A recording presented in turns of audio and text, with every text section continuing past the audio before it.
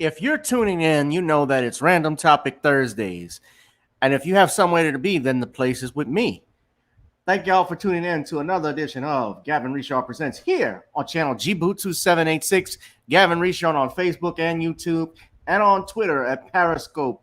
I'm Rich2786. Whoever you are, wherever you are, hope you are doing blessed. We're going to get started because it's Random Topic Thursdays. We have on our special guest, Shawn James. We also have Reverend Clenard Childress. I think he'll be here shortly. And we'll also have on our brother and friend and a special guest who I can't name at this time, but he's more than a brother. I'll just put you that. He is a brother, but I'll explain who he is in a second as soon as he gets in the link. But in the meantime, enjoy some tunes and please check out my latest single on iTunes, Spotify, and Apple called Get On Up. You guys got to check it out right now.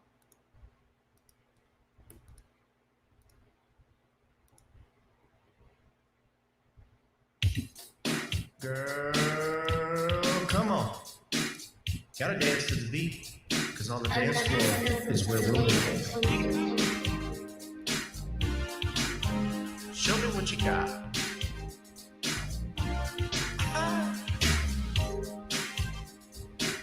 Gotta feel the groove. Feel the groove, get on the floor. Get on the. Right now, party's wasted. There's nothing much to do. But once the groove gets started, tell me, what do you have to lose? Just look into my eyes, girl, as we glide across the room.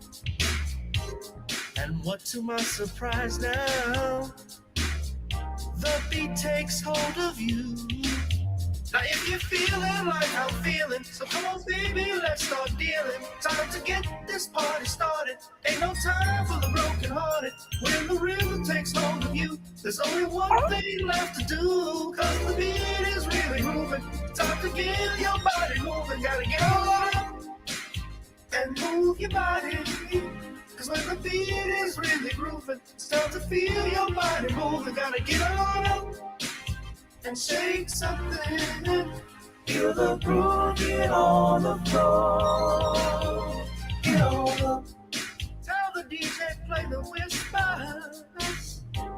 Rock steady in the mood. Put on earth, wind, and fire. Tonight we're gonna groove. Show me how you do the four corners. Electric slide or two. Hit the bus stop or do the bunny hop, baby. It's really up to you.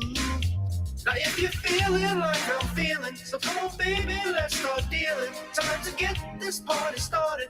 Ain't no time for the broken hearted. When the rhythm takes hold of you, there's only one thing left to do. Cause the beat is really moving. Time to get your body moving. Gotta get on up and move your body. Cause when the beat is really grooving, it's time to feel your body moving. Gotta get on up and shake something. Feel the groove, get on the floor. Get on the. Now 2020 hasn't been the best year of all times. We've been dealing with death, the pandemic, racism, bad policing, and all the bad rhymes. But like Uncle Snoop once said, if you breathe and you achieve. And so if you're ready, I need you all to get on up. Are you ready? 1 and 2 and 3 and 4. Get your butt on the dance floor. 5 and 6 and 7, 8. This jam we appreciate. We're gonna slide and step on the beat. On the dance floor is where we'll be. Feel the groove, get on the floor. Get on up And move your body. Cause when the beat is really grooving, it's time to feel your body moving. Gotta get on up and shake something. Feel the groove, get on the floor. Get on up. Baby, yeah, gotta get on up. Come on, baby, gotta get on up. Baby, Feel the groove, get on the floor. Get on up.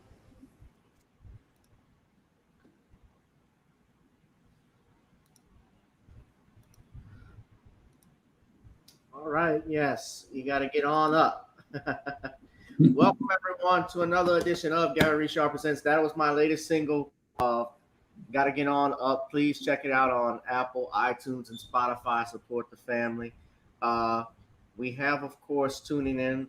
No strangers to the show. I have two individuals. I'm going to start with the gentleman at the bottom. He is Reverend Clenard Childress with BlackGenocide.org. You've seen him on this platform before. He was part of he is part of the Black pro-life movement here in the United States. Pastor Childress, it's a pleasure to have you come on. Oh, thank you. Always a pleasure. All right, thank you. And of course, you all know the gentleman to my left, if you're looking at the screen, my brother Shawn James. He is an author of the books, the John Haynes series. He's also author of The Man Crisis and Why 70% of Black Women Are Single. Shawn, is a pleasure to have you come on as always. Shawn, can you hear? Oh, Shawn's on mute. I'm sorry. Shawn? Yes, I hear you. Okay. It's a pleasure to have you. Come on, man. How you been? I'm good.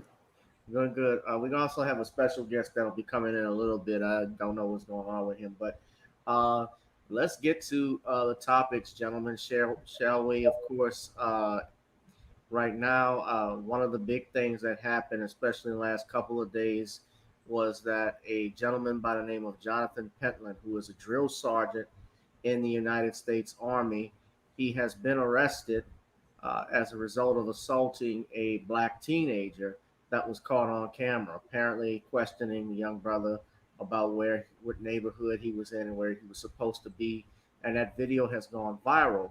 And most recently, it's been brought to my attention that Mr. Pentland has actually been arrested, but also that the family has moved out as a result of the protests that have been outside the home. As a matter of fact, as I share the screen with you right now, we're gonna go ahead and take a look at this.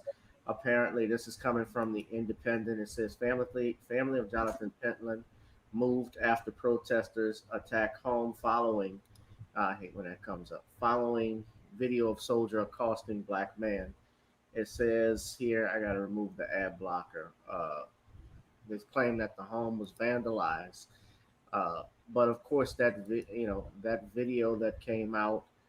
I wanted to show everybody where that was. I thought it would be on here, but this is coming from Tariq Nasheed's Twitter handle. He actually had this playing here. I don't know who that is, but she's cute. Hello, mama.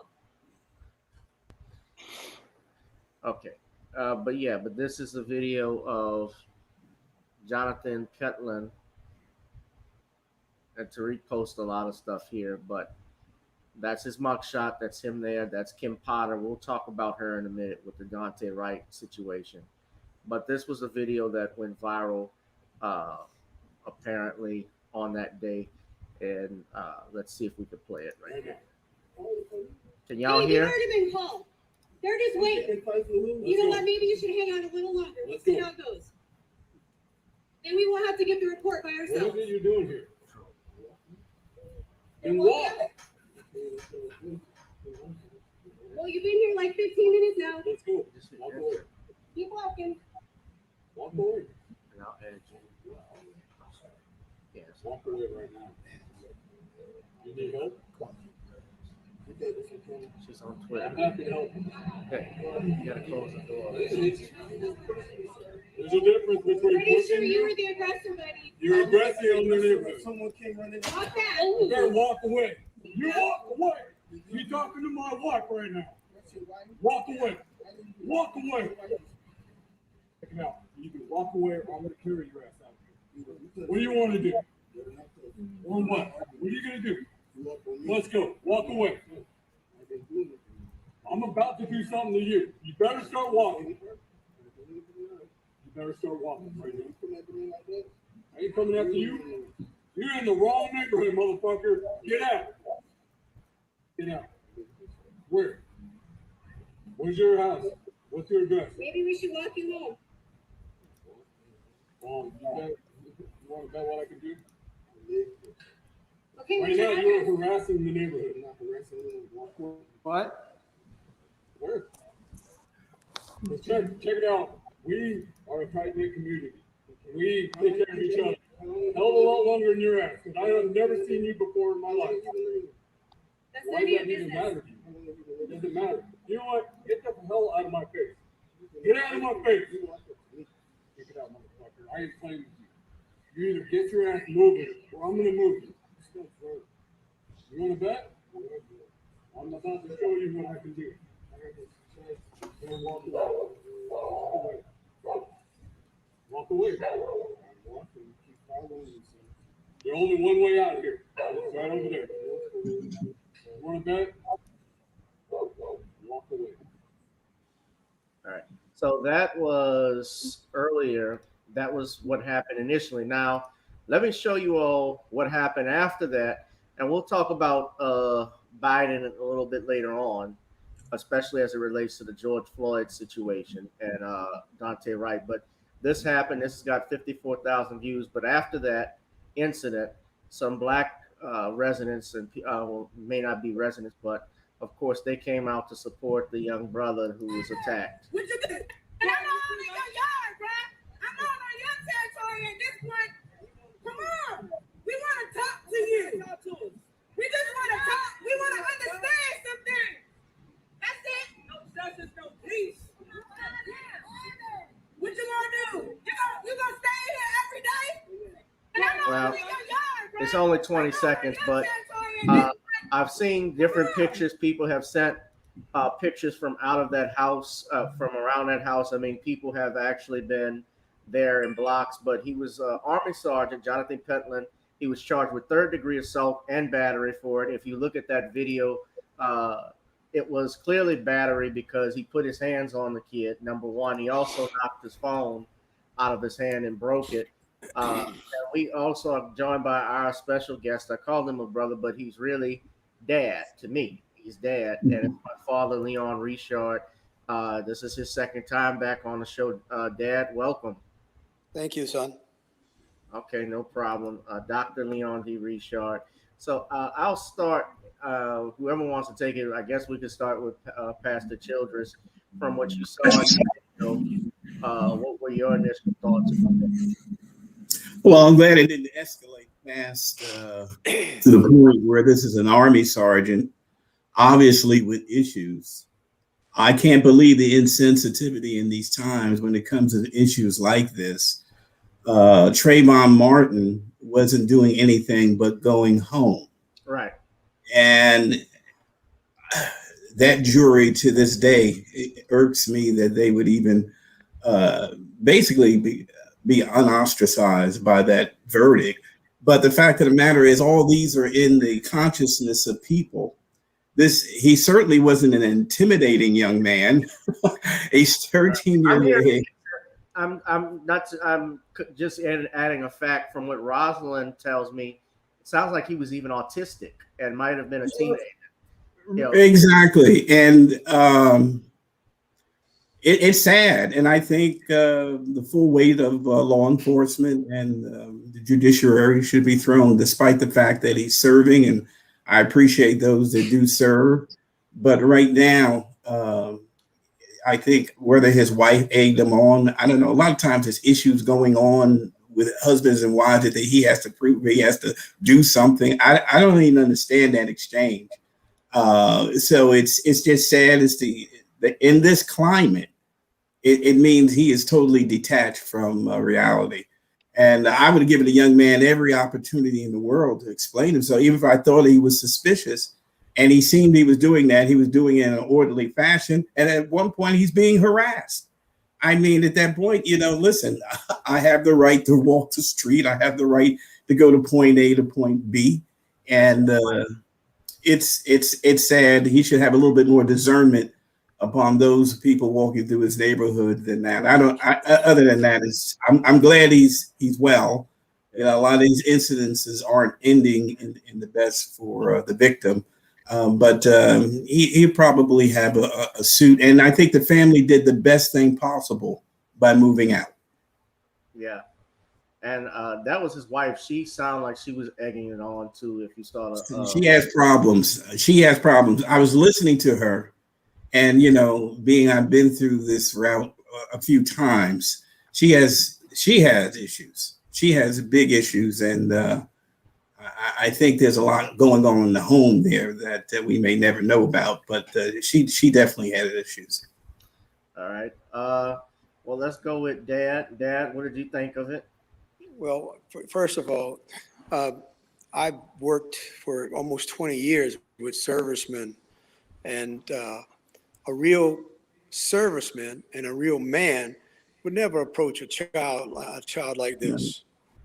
You know, it's unbecoming of a soldier, and he's not a man in my book. He's a bully, and with bullies, you got to slap them on the nose, and they'll leave you alone.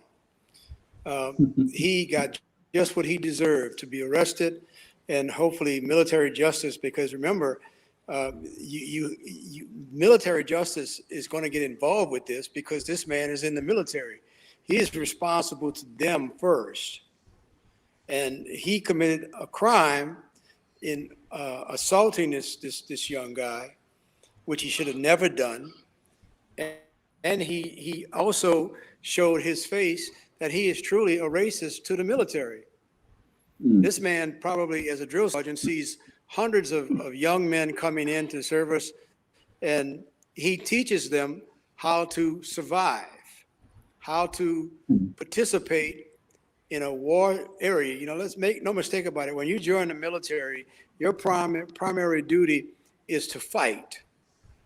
And he teaches young men how to fight. He should also teach them how to behave and to respect human beings.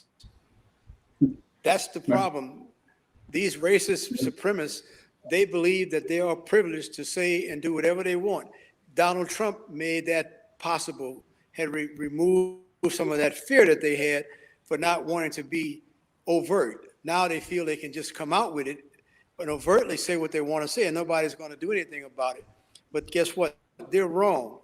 Because I, for one, as a black man, I would never approach a youngster like that. I would enter into a conversation with him and get my information that I needed from that conversation. He would never know that he had given me the information I wanted.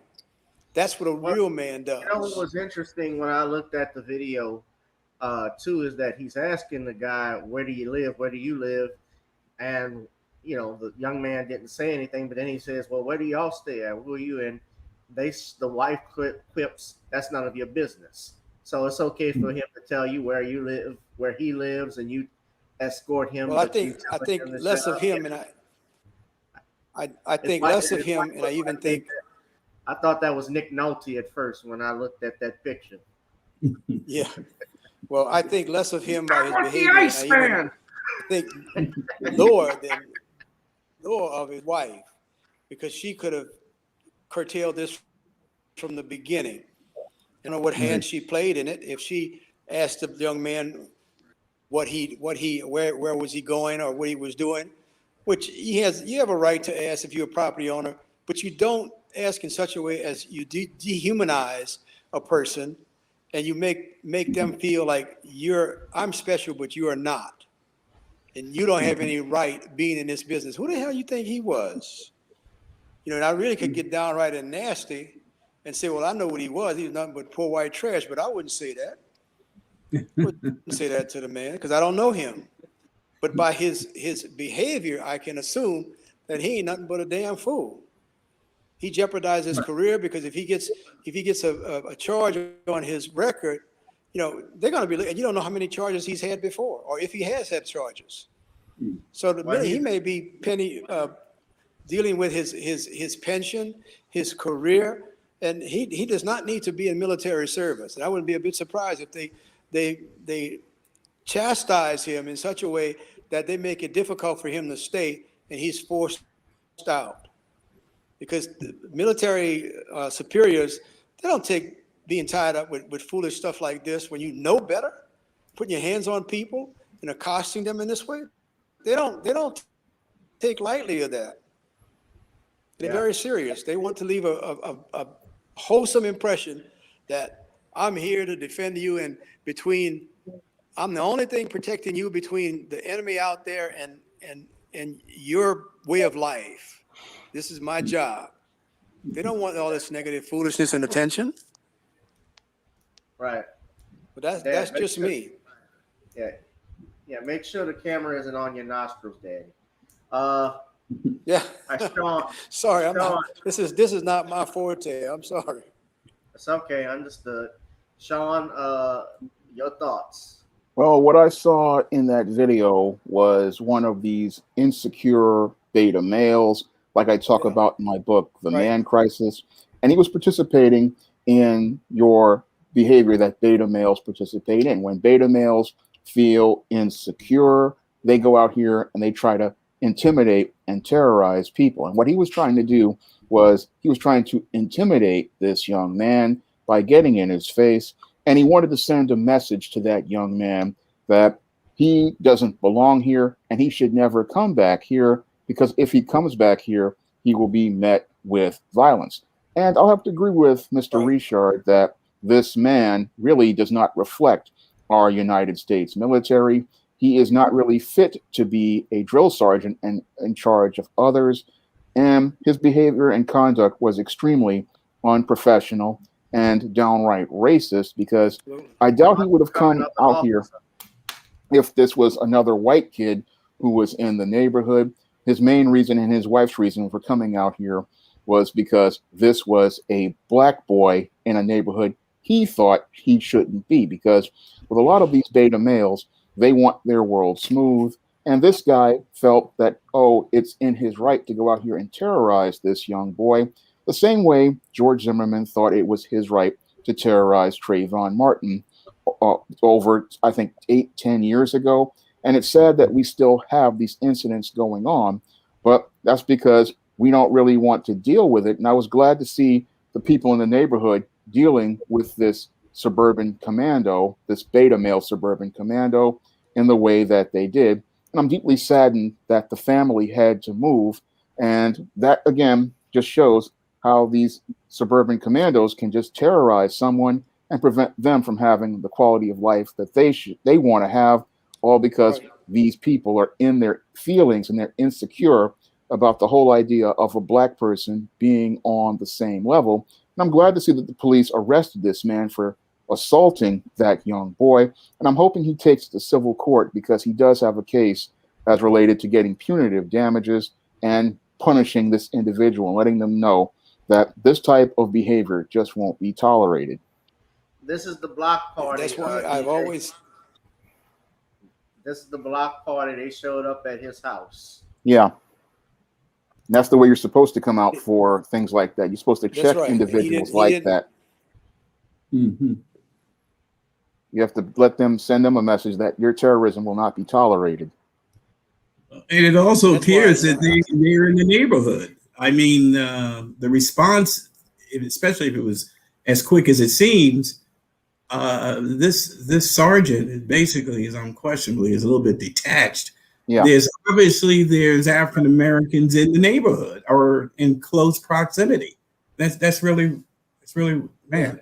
What can I say? Right, and it's something to point out too is that the kid was completely nice to the guy the whole time. He said, "Sir, sir," yes, all this stuff. He wasn't aggressive, and I think he rolled up on the right one, because if he had rolled up on, I've seen video. If he rolled up on me, I would have just straight up cocked him. I'm being real, I would have defended myself. The minute he put his hands on me, it's over with. You don't do stuff like that. And we're talking about him being charged. He was originally, Sean, cited. They didn't charge him initially until people complained about it. I saw the sheriff's department come out and talk about how we don't tolerate bullies and all of this things of that nature, but they didn't originally charge him. They just cited him. And then finally, after people complained and you saw the people outside the home, in fact, when people were outside the home, the police department actually came to get them out of the neighborhood as well, or move them along. Similar to what you see with the Monica. We'll talk about the Potters, uh, the woman who shot Dante Wright, how her home actually has a fence up in a little bit. But this was something that they initially didn't do until people were outraged and complaining, and that's really essentially what get things done until when people I don't want to say get ignorant if that's what you want to use that term, but that's really what happens. When people pay attention to that. Well, I would want to believe they didn't see the video, hopefully, and they just cited him. Hopefully, the people got the video to the arresting officers or to the police department, and upon seeing the video, he would have to be cited. It is clear, He had to be arrested. Yeah, right. I'm sorry, arrested. Correct. So I don't, and I mean, with Minnesota going on, he's doing this. It's really, he's totally detached, and he's actually serving this young man. He's supposed to, he's in the position to say, I serve you, not that you serve me. So right. the soldier is, I don't think it, as Dad has alluded to, I don't think his career is going to go very well from this point on. No, and this is a clear example of racism and intimidation that was used back in the Jim Crow era. And this is one thing that we, as an oppressed people, we are not free. We have never been free. We can't be racist. And I think I went over that once before when I was here. These people feel that they can do what they want, but it's our duty that whenever we see racism or acts of intimidation, you must point it out, you must stomp it out and eradicate it. Other than that, the only way that we will rid ourselves of racism is if it dies out by the generations that have been accustomed to or have been trained by their predecessors to show them that you are better than a black man or better than a Latin man or that. Like he's got some connection issues. The young man's name is DeAndre. We'll see if Dad will come back in a minute. But yeah, his name is DeAndre. They don't give a last name. But yeah, he had his phone broken and so forth. So yeah, hopefully he can get punitive damages from this. He can get awarded stuff. Let's see, Dad is trying to come back into the room.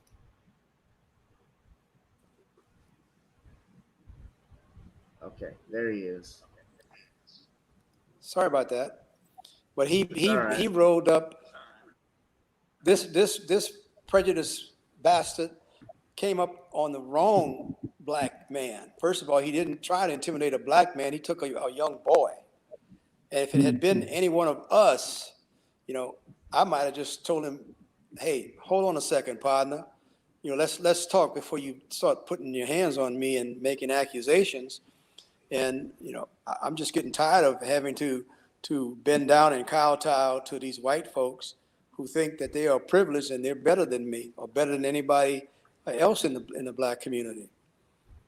And if we put our minds together as black men and teach what we're supposed to be teaching, we can better protect our young black men, and we can show them how to deal.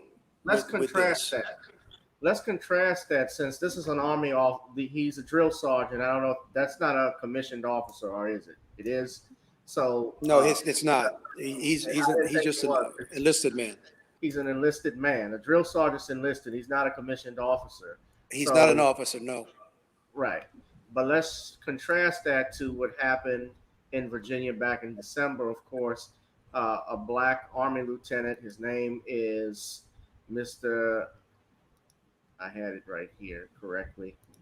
His name is Karen Nazario, Army Lieutenant Karen Nazario, who was pepper Right. sprayed and had guns drawn on him at a BP gas station back in December. Now, I just read this article here. I'm going to share it with everyone, but this is apparently coming from the police chief. He actually made the statement saying that he does not think black lieutenant who was pepper sprayed was owed an apology.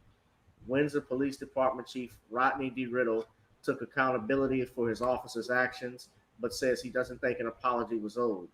The police chief said during a recent press conference on this past Wednesday, he discussed the incident that ended with Army Lieutenant Karen Nazario pepper sprayed by officers Joe Gutierrez and Daniel Crocker. Gutierrez is the one that's on the left here. You won't see his picture yet until I go a little bit further, but he was fired from the police force because he actually was the one who pepper sprayed the lieutenant. Right.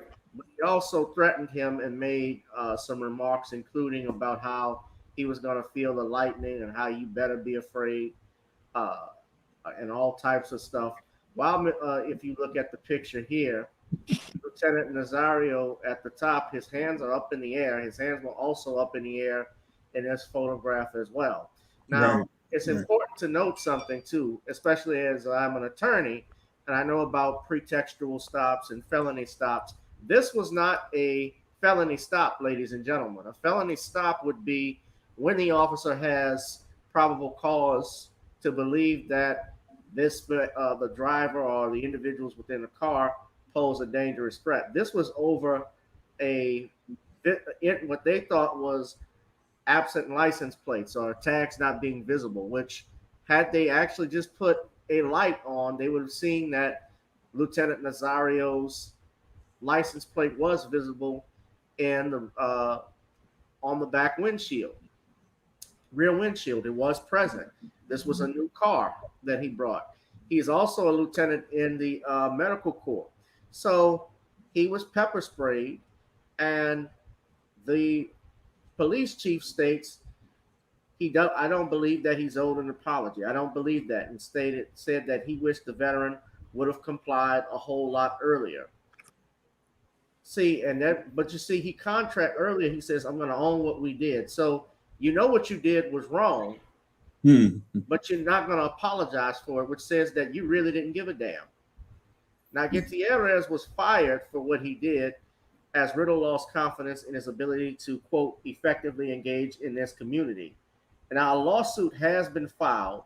And let me say this, I have had two police officers, former police officers, a retired homicide detective, Ken Williams, who was a friend of mine. He has been he was out of the Brockton, Massachusetts Police Department. I also had Taisha Essex, who was a patrol woman and a former Navy veteran that patrolled that area. She's quite familiar with it and realized that, being that it was dark, they typically ask when they're pulling someone over for a traffic violation to get in a lighted area. This stop only lasted, or what they called the chase. They said he accelerated it, but according to the complaint that was filed, the lawsuit filed in federal court that I'm reading, it only lasted 1 minute and 40 seconds. And his speed was decreased. He had his hands out the whole time. He was not ugly with these officers. So I'm looking at this. I think Andy of Mayberry would do a better job at running this police department than what these gentlemen could do. Exactly. They saw a nice car and they didn't like that. This police Dan, officer. I'll let you start. Okay, thank you. Go ahead, Dan. This police officer, for one thing, he should have recognized that when he attacked this young lieutenant, he was attacking the United States government. Once you enter the military, you're owned by the United States government.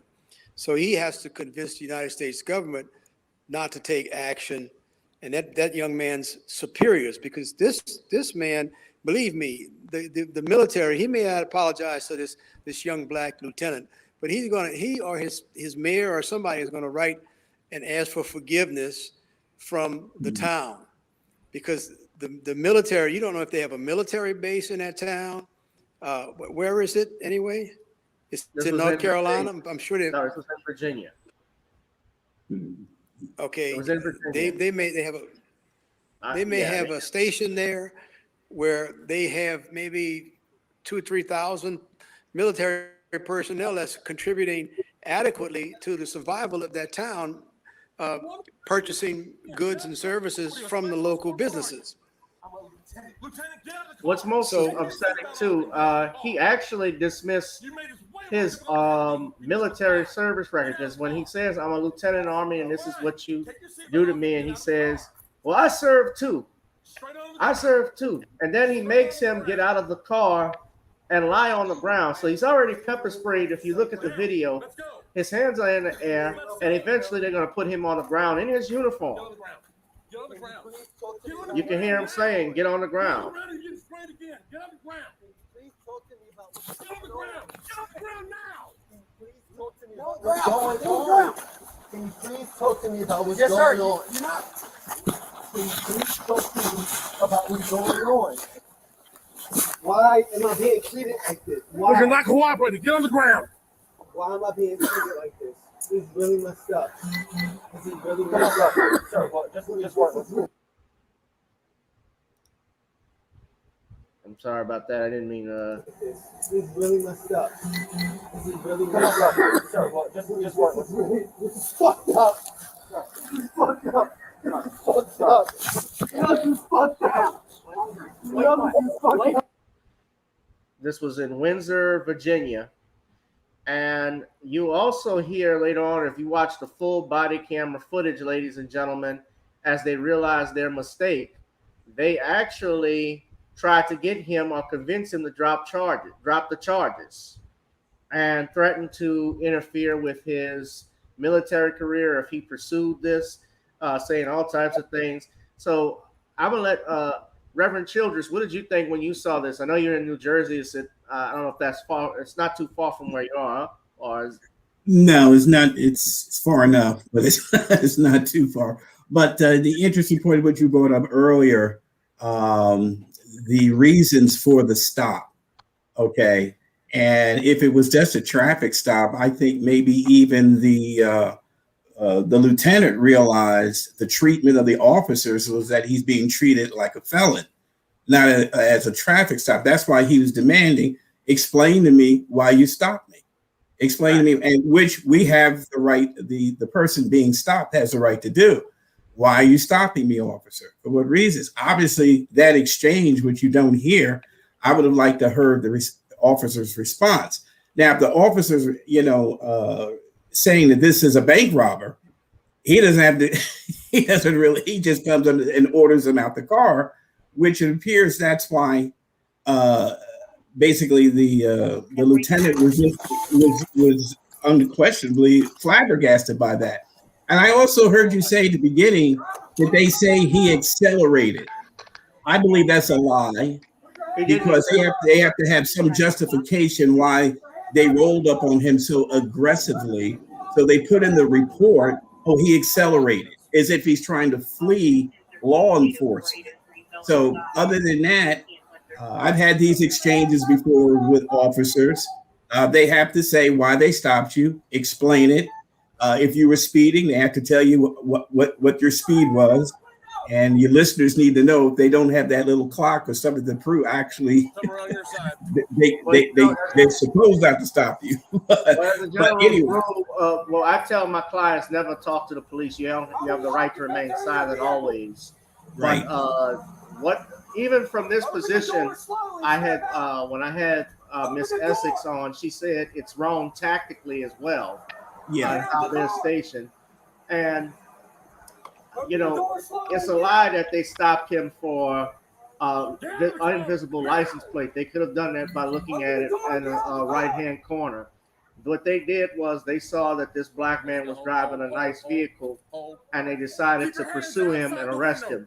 And the fact that the police chief is saying that he doesn't even think he's owed an apology just shows you the mindset, to me, the mindset of these people up in that, in Windsor, Virginia, in particular the police department. I'm a veteran too. I know to obey. Get out of the car. And you can hear the full video here. And why is he ordering him out of the car?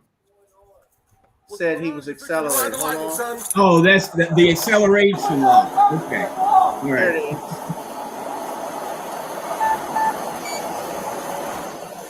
You play it in its entirety so you can hear it. But this is the body camera footage. I think this is getting Come around your side.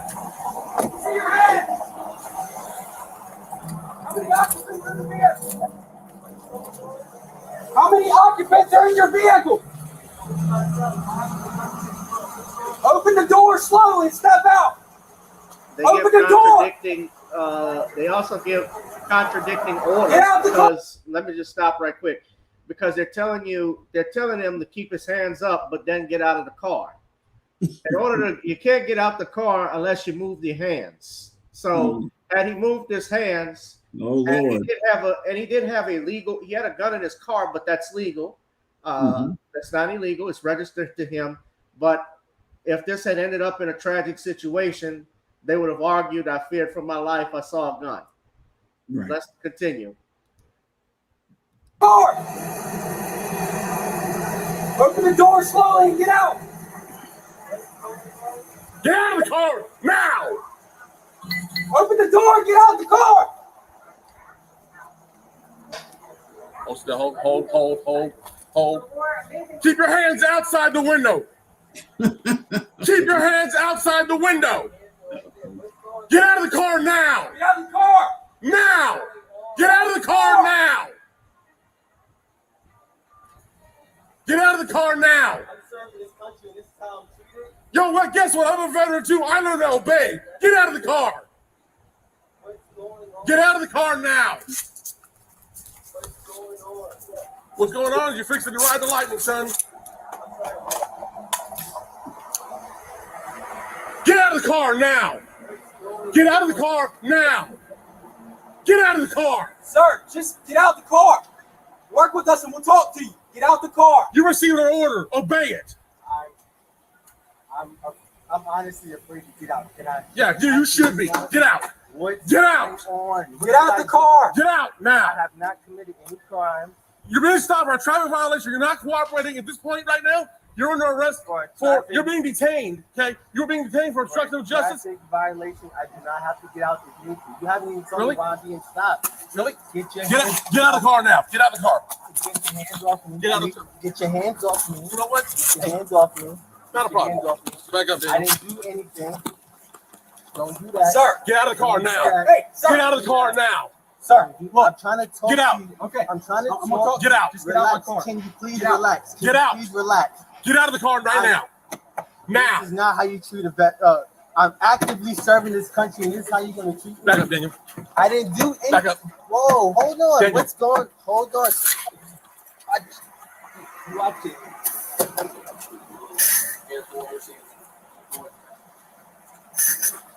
Get out of the car. Get out of the car now. That's fucked up. Get out of the car now. Sir, just get out the car. I'm trying to breathe. Get out of the car now. That's fucked up. That's really fucked up. Yeah, get out of the car and get on the ground now. You're gonna get it again.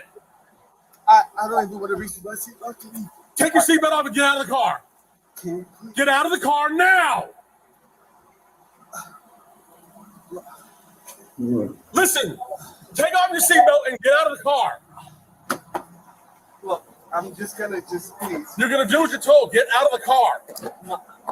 Take your seatbelt off and get out of the. Take your seatbelt off. Look, my hands are out. Take your seatbelt off and get out of the car. My hands are out. Don't reach in there, Daniel. Don't reach in there. My hands are out. Please. Please. Look. This is really messed up. My dog is in the back. My dog is choking right Get now. out of the car. Take your seatbelt off. What are you, a specialist, corporal? What are you? I'm a lieutenant. Lieutenant, get out of the car. Take your seatbelt off and get out of the car.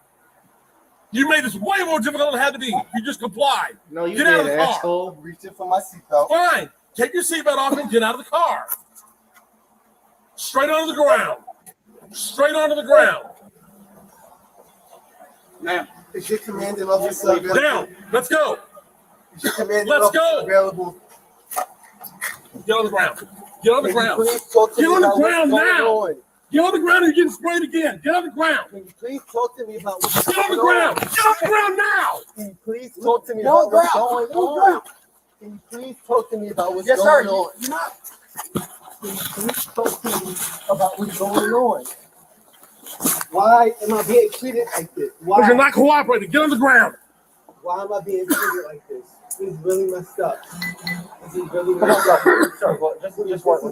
This is fucked up. This is fucked up. This is fucked up. This is fucked up. This is fucked up.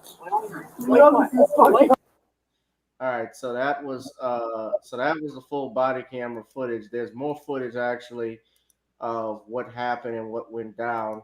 And let me just try again. Yeah, this was a coward. So when I look at that, Shawn, I want to get your thoughts on it when you saw this.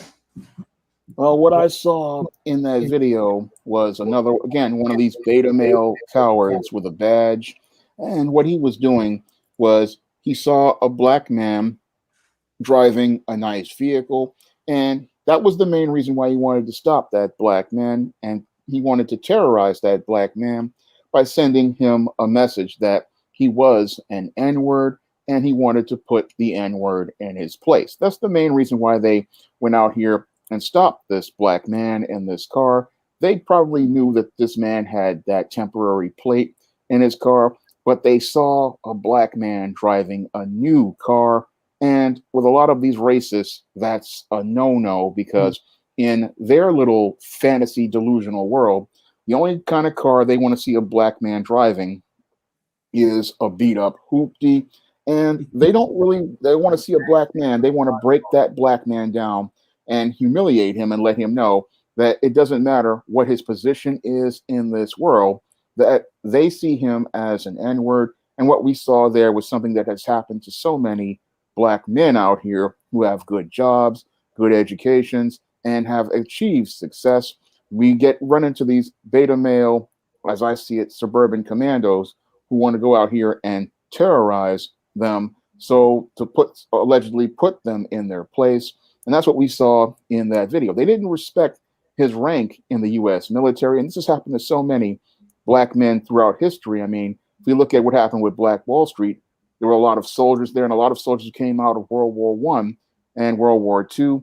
They did not respect their ranks as federal officers, and they didn't a lot of these police officers, they wanted to let these black men know what they thought of it, which was nothing. And what's sad is these black men, they go out of their way to serve their country, and they have to come back to disrespect like this, which really shows, again, the hypocrisy of America. We talk about freedom and justice, but this right here was a complete travesty of injustice perpetrated on this lieutenant who is an officer in the Army. I mean, this is a disrespect to an officer who has federal jurisdiction. So these officers didn't even understand that here we have an officer with federal jurisdiction and you're going to disrespect him. And I wonder if they would do the same thing to a member of the FBI. I mean, that's a critical question I want to ask, because we have a lot of black FBI officers out here. If they did this to them, I guarantee you their situation would be a whole lot worse. And again, this again shows how deep the white supremacy is here in America and how deeply Americans are in denial about it, especially a lot of white Americans. And this officer, I think one of them was a Hispanic.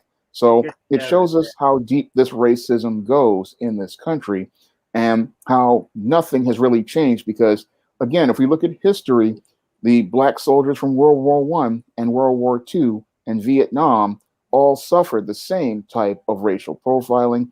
And even some of the soldiers who came back from Afghanistan have suffered the same disrespect. And here we are in 2020, and nothing has really changed. People sit there and they want to try to talk around it. But here we have a clear example of racial profiling that many successful black men have run into in their careers. Whenever they buy a new home, whenever they buy a new car, there's some racist or white supremacist who wants to call themselves putting you in your place. And what they want to do is break a black man down to the role of a boy. And that's when black men really have to stand up, and people have to stand up and let these racists know that this black man is not going to be mistreated like this, and you're the one who's going to be hard checked because you're the one who's out of line. Yes, most definitely. And if you look at I could play the other footage, but from the footage that I saw too, the officers knew that they messed up, actually, Rev. And they, at one point, they're talking about all the stuff that's going on in the country about minorities and so forth. So they realized their mistake, and then trying to get him being Lieutenant Nazario, to basically withdraw any lawsuit that he may try to file and try and lessen the blow. No, I'm glad he's filed a lawsuit. I hope that he can get something out of it. This was something that should not have happened. He is a veteran and he's serving his country. You know, if it's a traffic violation, I would prefer you just give a ticket and let's go be on our way, and he can fight that in court another day. But this was something that they escalated. And I know from having myself relatives who have served in the Army, who have served in the Navy, various branches of the armed forces, Air Force. I have uncles that have made careers out of being in the Air Force. 2 uncles, actually. You know, my grandfathers, both of them, served in World War II. My mom's father, he actually has medals that he didn't get until his 90s. European campaign, bravery, all of these medals that he has. So, but yet when he comes back from World War II, he couldn't sit at a Woolworth counter. That's right. And drink coffee. He had to ride. My other grandfather, my dad's dad, he flew supplies over in the Pacific. He had to ride the streetcars in the back. So in New Orleans. So that's the type of stuff Black people have had to go through. And especially, I think there's a jealousy component as well when they see a Black man in uniform, especially an officer at that. And then this pig didn't even know his rank. He supposedly served in the Army or the military, didn't know that this was an officer by looking at his stripes. Yeah. I mean, if you serve in the military, you don't know who an officer is. You're not going to be in the military long. Not too long. No. Well, I think one of your listeners pointed out, you know, I'm always looking at it from the pastoral end of it, the exchange of eye contact between the 2 officers, that one of the officers felt that, whoa, this is going too far. But yet there's that camaraderie that you can't go up against your fellow officer. I think a woman officer just basically was reinstated her pension because she intervened. An African-American officer intervened on the abuse of another officer. And I'm telling you, this does not change until more of that happens. More of that happens. She intervened and made him stop what he was doing. And she was fired and reprimanded for her actions. And then she was just reinstated. That's fantastic. I'm glad, Justice, because that sends a message, at least on that force, that your fellow officer will also hold you in account or hold you accountable. But that doesn't happen enough because they got that blue wall wave, whatever it's called. And you saw that with I think it was a younger officer near the door. He was actually trying to help him at that point. But because, listen, he's an African-American male, he's an officer, he should not be stopped. The way he's being stopped is the wrong protocol. So he's thinking what I've heard, man, they're about to light me up. and he's saying, like you said, get out the car. Well, how do I get out the car without putting a hand down, unbuckling my seatbelt? And then that would basically may give you the key to be able to say, well, I was reaching for something. And as you stated earlier, Gavin, that then they would have found a gun. Oh man, this could have been really, really bad. But he was also given conflicting commands. Exactly. One officer was saying, put your hands up. The other one was saying, get out the car. So the way they stopped me or the way they stopped him and how aggressive they were, I would have done what the soldier did. There's not going to be a point you don't see my hands. And hopefully that the body cams are working. Well, hopefully, glad that they were.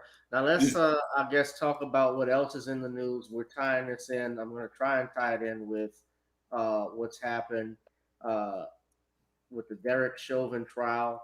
That is obviously big news that's going on in Minnesota, coupled with uh, the Dante Wright shooting. I think most of us have seen this. Uh, I won't play that video again, but Dante Wright was killed during a traffic stop as he was being handcuffed by police. Supposedly, he had a warrant out for his arrest. While he's being handcuffed, he makes a break for the car. And at one point, the officer, her name is Potter, Potter, she actually uh, Kim Potter, she shoots him and says taser, taser, taser before she shot him. And I didn't hear the sound of the bullet when I played the video, but I'm sure most people have seen the video already. And you could clearly see that this is not a taser. This was a fully loaded Glock that hit him in his chest. He was able to drive off, but he succumbed to his injuries later on. And of course, it has garnered outrage across the United States, especially in Brooklyn, which is a few miles from where Derrick Chauvin is being put on trial. Notice I got it right because often I say the George Floyd trial, but George Floyd is not the one that's on trial. He was the victim in this case, and Chauvin is the one that's on trial. Well, earlier today, the defense rested its case. On Monday, they're going to be hearing closing arguments from the prosecution and from the defense. And from that point on, there will be a jury trial. It got real dangerous and close for the prosecutors because when they talked about the carbon monoxide poisoning levels that was brought up by the pathologist examiner, the judge would not allow new evidence from the prosecution to be heard in regards to those levels. And had they done so, the judge would have granted the defense a mistrial. Now, a mistrial, as some people may not be aware of or may not be aware, it doesn't mean that the charges cannot come back. It would mean essentially that the trial that's currently going on would be over with, and then a new trial would have to begin with a new juror selection, new court dates, and so forth, and that may prolong things. So with that being said, of course, there are people protesting, in fact, tying with Kim Potter.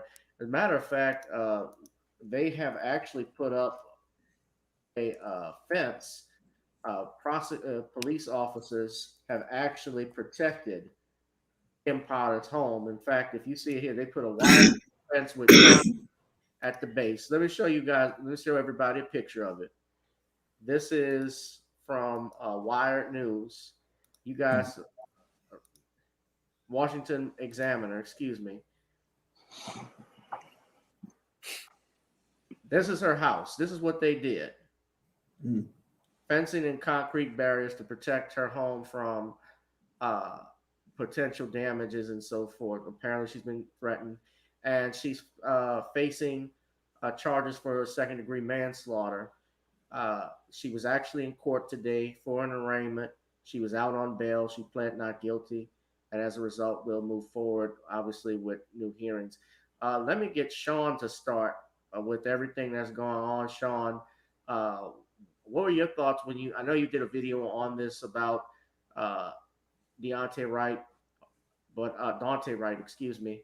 But what did you think of what's happening? And if you could tie it into the Derrick Chauvin trial, what's going on? Well, when it comes down to this whole Dante Wright, Kim Potter situation, it just shows how nothing has really changed as related to the summer of 2020. Now, this Derrick Chauvin trial going on right now was supposed to be about getting justice, and it was also supposed to be about getting things to change. And, excuse me, it was also supposed to be about trying to facilitate some sort of healing. Unfortunately, that has not happened. And what has happened is things continue to go on being the same way and being the same thing. Excuse me. And nothing has really changed. And what's really troubling about this whole Kim Potter situation is, excuse me, this woman is sitting here saying that she didn't know the difference between a taser and a gun when she trained officers, and she excuse me, I got some dust. Is supposed to be training other officers and was a union president, I believe. So this Yeah, woman, she was. she clearly had experience in training over 20 some odd years. She knew the difference between the two. And I believe that she's trying to play the victim like most white women do and try to make it look like she didn't know what she was doing, but she did know what she was doing. And it looks like to me that this is a clear case of, I see it, murder, because I think that she was upset that this boy had the audacity to defy her. But because I look at her actions and they don't seem like those of a seasoned officer with over 20 some odd years in training. I mean, you know the difference between a taser and a weapon if you're training other officers, and they have two different hand feels. So when you pick up a weapon, a service weapon, it's got a metal and a heavier weight, whereas a taser has a lighter weight. And she couldn't say that, oh, she was in fear for her life, because this was a so-called traffic stop for trees on a rear view mirror, something that I've seen guys have in their car for years. I mean, this again seems like another case of racial profiling. Yes, the boy did have a warrant out for his arrest, but this looked like some more racial profiling as I see it. And it really shows again how little has changed.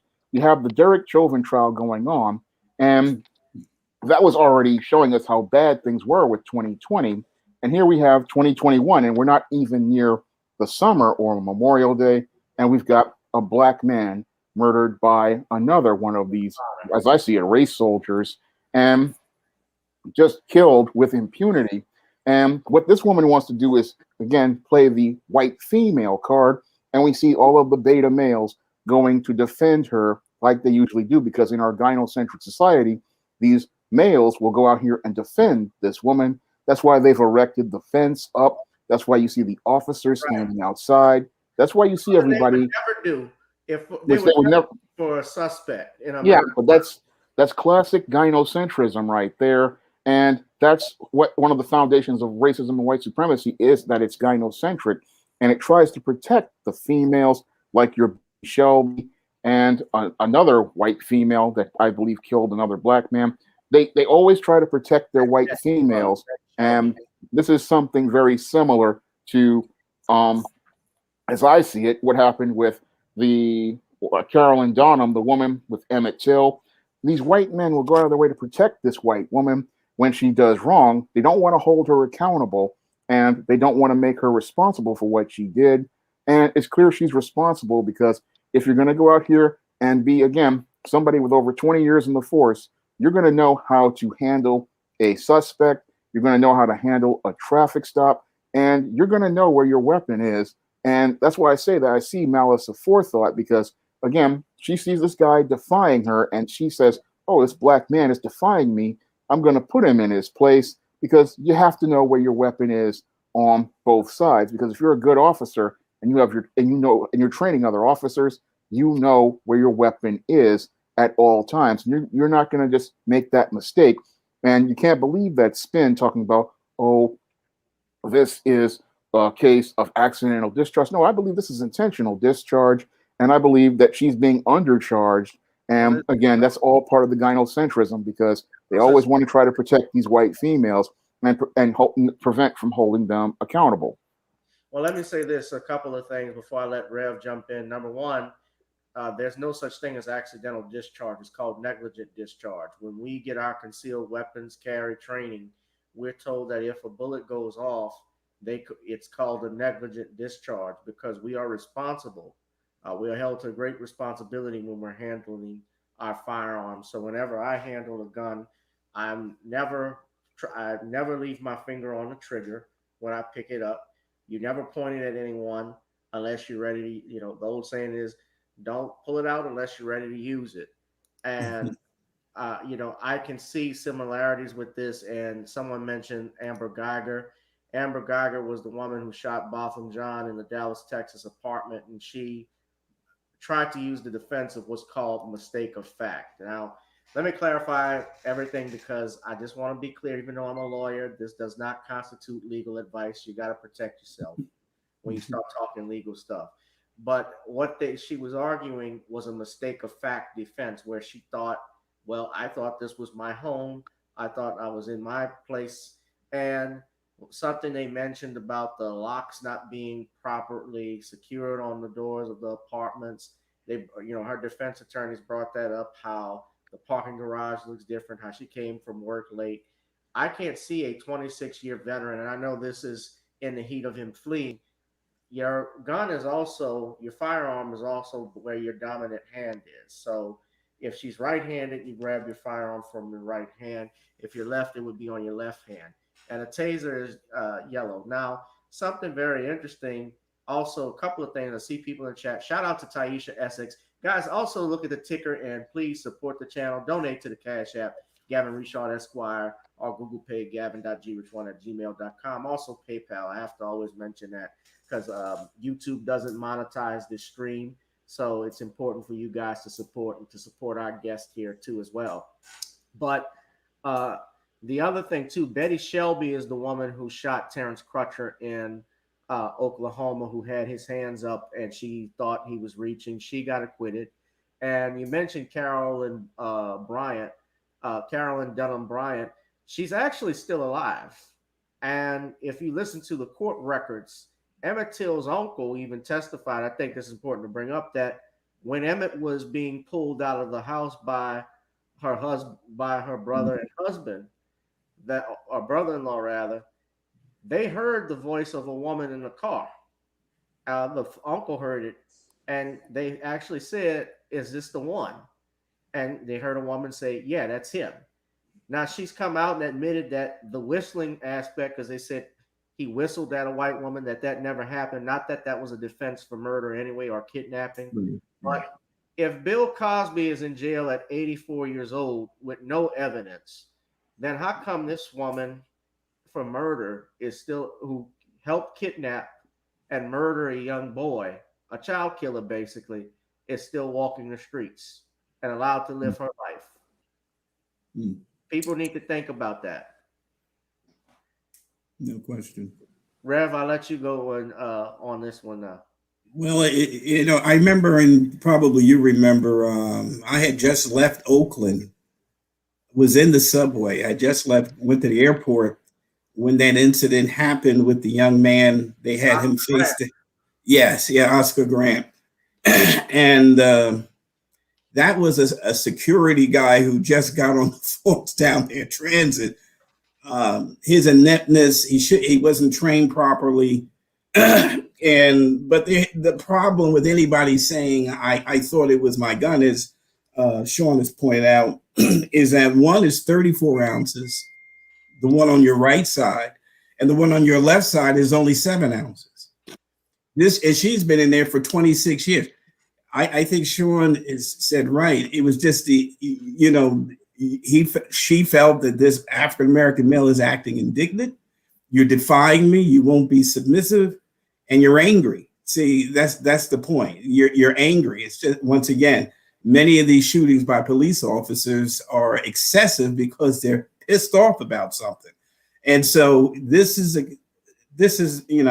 crazy. Not only that, what would have justified? Now she has to go that way because to use deadly force. What was it? What he had, traffic stop for some tickets or something or whatever? Well, my understanding, I've heard conflicting things. I heard it was a warrant. He missed court for I think a weed charge. I've heard also it was about a felony gun. But the thing is, if you're pulled over for a traffic violation, they don't know that until you get your information. Right. So and he was fleeing. I mean, it's very, these are very depressing. Yeah, I mean, he did. Yes, he was fleeing, but there are ways that you handle. They could have, if you missed a court date for a bench warrant. I had, when I was talking to a police officer, again, I talked to when Ken Williams was on here. He said, we could talk. He said things that they could have done. They said they could have escorted him to the courthouse to make sure his warrant got cleared. They had his information. They could have came back for him if they wanted. They had a whole bunch of things. But how they even positioned and got him out of the car was even wrong, because he should have been removed away from the driver's side first and foremost. So they should have closed the door, brought him to the back of the car, or even to the police car if they were going to put him in cuffs and so forth. And the reason why I mentioned that he was fleeing, she could not have felt threatened at that time. And her composure should have been able, with that many years, to determine which gun I have. I think it was out of anger. I think it was out of anger. It was an anger response, and she just reached for the most powerful weapon. And then she thought about it later, because once again, he is running away from you. So, your life is not being threatened. He doesn't have a weapon. So this is really, and he's gone. He's gone over a marijuana charge. I mean, come on. Yeah. Which is legal here now in New Jersey, by the way.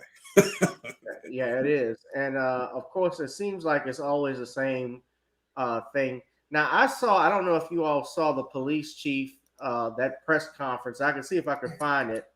But what I was going to say is they got Al Sharpton and National Action Network. I'm not a fan of Al Sharpton, but let me say this too. I noticed with these situations, ladies and gentlemen, the script seems to be the same. Where someone gets killed, a settlement's made, and they bring in the same actors. Now, I've made my comments about Ben Crump as attorneys. We're required by our ethics and rules to, excuse me, I didn't want to. Facing the rear. The taser is yellow with a black grip. Also, the taser is set in a straight draw position. Yeah, but it seems like we get the same actors over and over again. It's like it's scripted almost. But I don't know what to make out of all of it that's coming up. And, people ought to be mindful of what's going on. But yeah, she shot him, obviously. It's the yellow taser. You see all the protests that are happening and riots, combined with it. I wouldn't be surprised if this goes on, if this may be some type of psyops. But someone mentioned that George Floyd's girlfriend was Dante Wright's former teacher. She worked at the school. That's really weird. That's really weird. That's a small world. Yeah. That's interesting. But I mean, they bring in the same people, Crump and S. Lee Merritt. I like to see these things get brought to trial, even in a civil case, so that there's some transparency. There's no question about things. Once it comes up in court, we can have some clearance on everything and not any ambiguity. Now, what's interesting too, if you watch the press conference, I'm trying to see if I can find a video and we'll move on. Dad, I don't know if you got to speak on this, but no, I'm here. No, did you speak about the Dante Wright situation? No, not yet.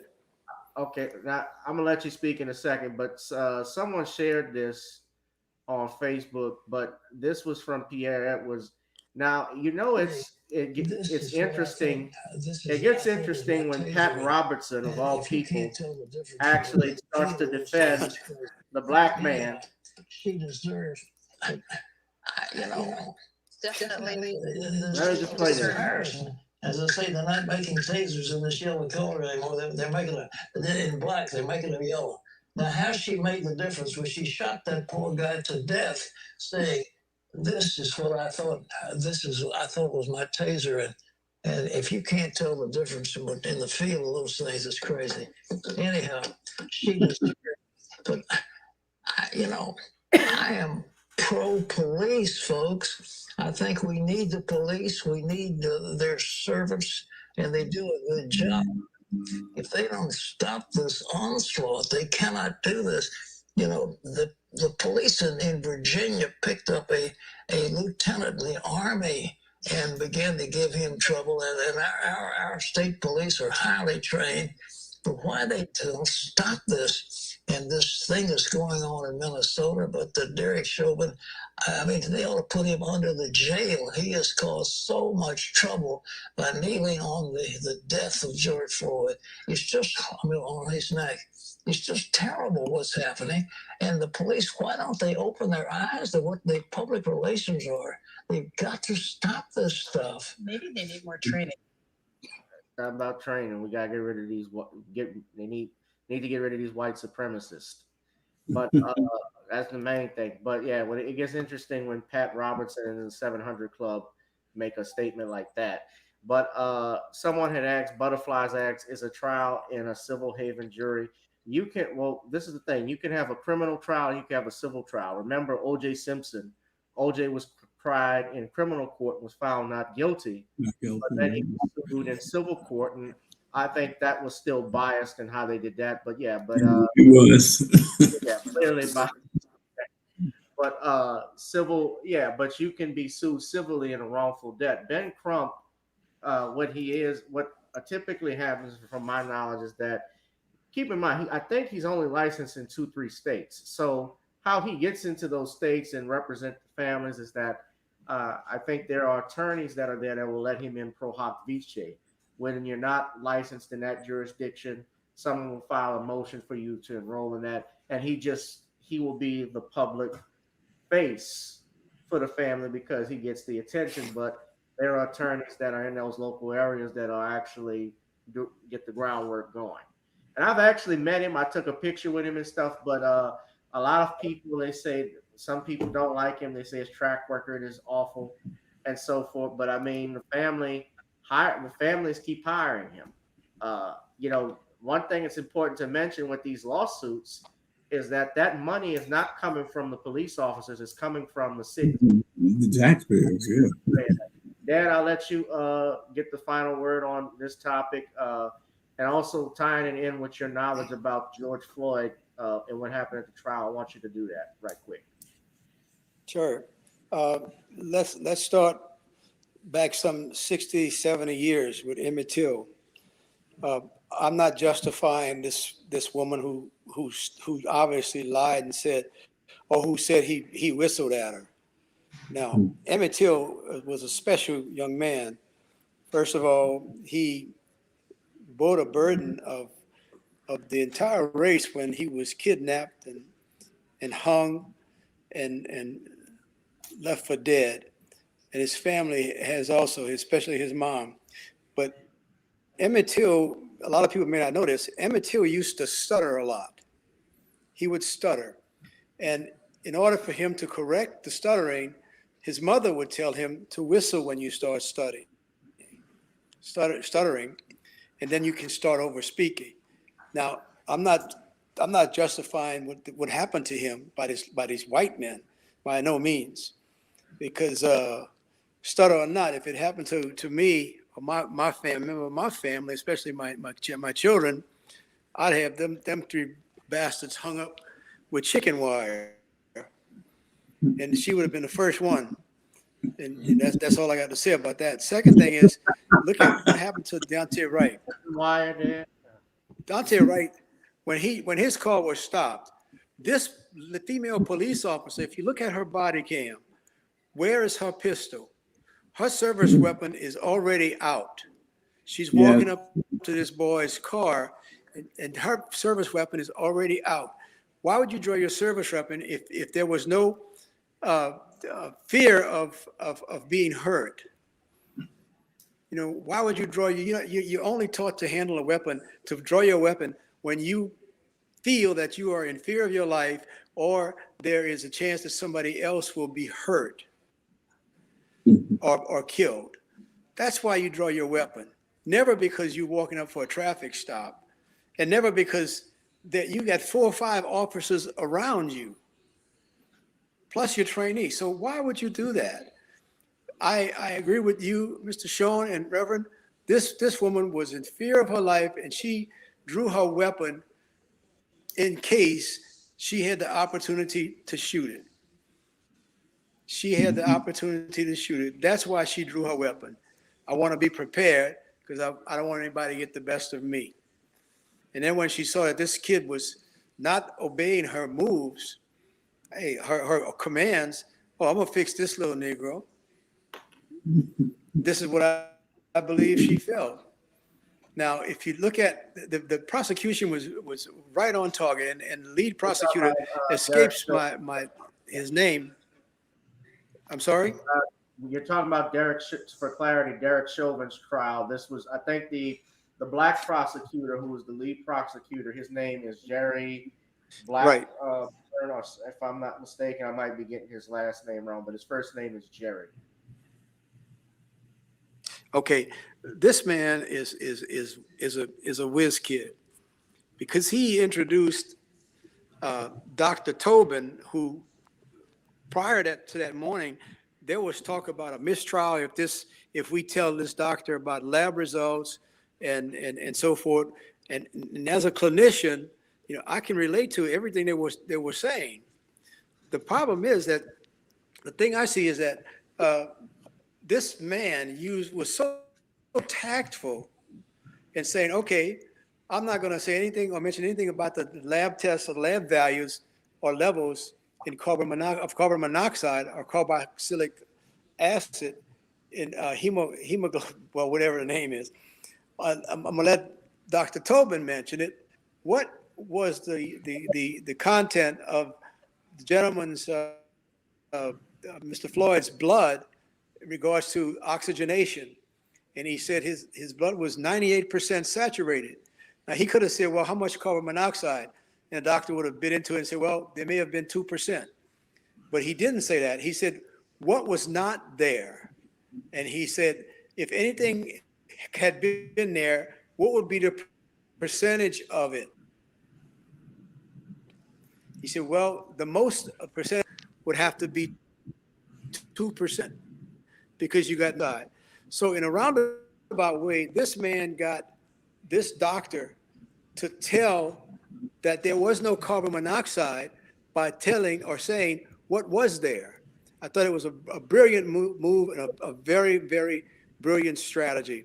And that moved everything on the side and said, okay, now I can rest. And this guy, Nelson, for the defense, he didn't have two questions. I mean, he just shut him down. That's awful. Well, the thing is that the defense too, I mean, he's got to do what he has to do. And his main goal is to try to make a causation argument, which is what they are doing. He's trying to say that, well, the drugs played a role. Now it's carbon monoxide, which was complete bullshit. That wasn't even brought up. Excuse me, Reverend, but that wasn't brought up in the beginning. In the beginning of this, especially, Dad, because you're a pharmacist with the role of drugs. Why couldn't drugs, from your understanding, drugs couldn't have played? The drugs take a long time to, even if George Floyd ingested a drug, as they're saying, it wouldn't have had that effect on him at that instance, because they said he had it in his mouth. No. First of all, when the pathologist for the defense made the statement, he had a drug of Percocet or methamphetamine in his mouth. There's no way you can tell from a distance what someone has in their mouth. You have to, all tablets, or 99.99% of the tablets, have markings on them. Each marking is specific for a specific drug. No two drugs have the same marking. If there's a problem with that and you take the wrong drug, you sue the pharmacist and you sue the drug manufacturer. So he couldn't have identified that. So by saying, yeah, he's got a Percocet in his mouth, he's a damn liar. I couldn't tell it. I got 45 years as a pharmacist. I couldn't tell that if the man was standing right next to me and I was looking in his mouth. Couldn't tell it. Second of all, the drug first has to be injected, or has to be put in such a fashion that it now has to be absorbed. And once it's absorbed, it's got to be distributed throughout the body. That just doesn't happen immediately. Digestion takes a certain amount of time, or ingestion takes a certain amount of time, digestion and having the drug available. And then the drug fentanyl, it transforms into a metabolite called norfentanyl, which is more potent than the fentanyl. So that has to take place. Then these drugs, they found the level of fentanyl in Mr. Floyd's body was within normal limits or normal levels, as if you had drug for therapeutic use. So the drug was not in his system any long periods of time, because fentanyl only has a half-life, and that is the amount of time it takes to move half the drug out of the body, to remove it, of 2 to 4 hours. So if he had fentanyl, within 2 hours he would have had started to eliminate it. So this whole thing about, oh, he had drugs, that may take a long period of time to make an effect, a noticeable effect on the heart, or a clinical effect on the heart or other organs of the body over a period of time. But it's not going to happen 1/2 hour or 2.5 hours after you ingest that particular drug. It takes time. So that's why you can throw out this. And then the carbon monoxide theory is a pile of bull, because carbon monoxide is exchanged by respiration. That's how it's excreted from the body primarily. Right. And they couldn't tell if you can't say he had carbon monoxide levels. No, the car was a hybrid, so it could have been on. It wouldn't have made a difference. He was out in the open. What I'm saying is he wasn't in a closed room. But what I'm saying, he couldn't confirm. The forensic pathologist for the defense couldn't confirm whether the car was on or not. This pathologist couldn't even identify or speak to what are the normal limits of this particular drug or carbon monoxide? What are the normal limits of these drugs? He couldn't say. He didn't know. Wow. And that to me was I don't know where the defense got their man, but I wouldn't pay him. Yeah. If I was Chauvin, I'd tell him, you don't pay that sucker, because he got me. That was the only thing the defense could do.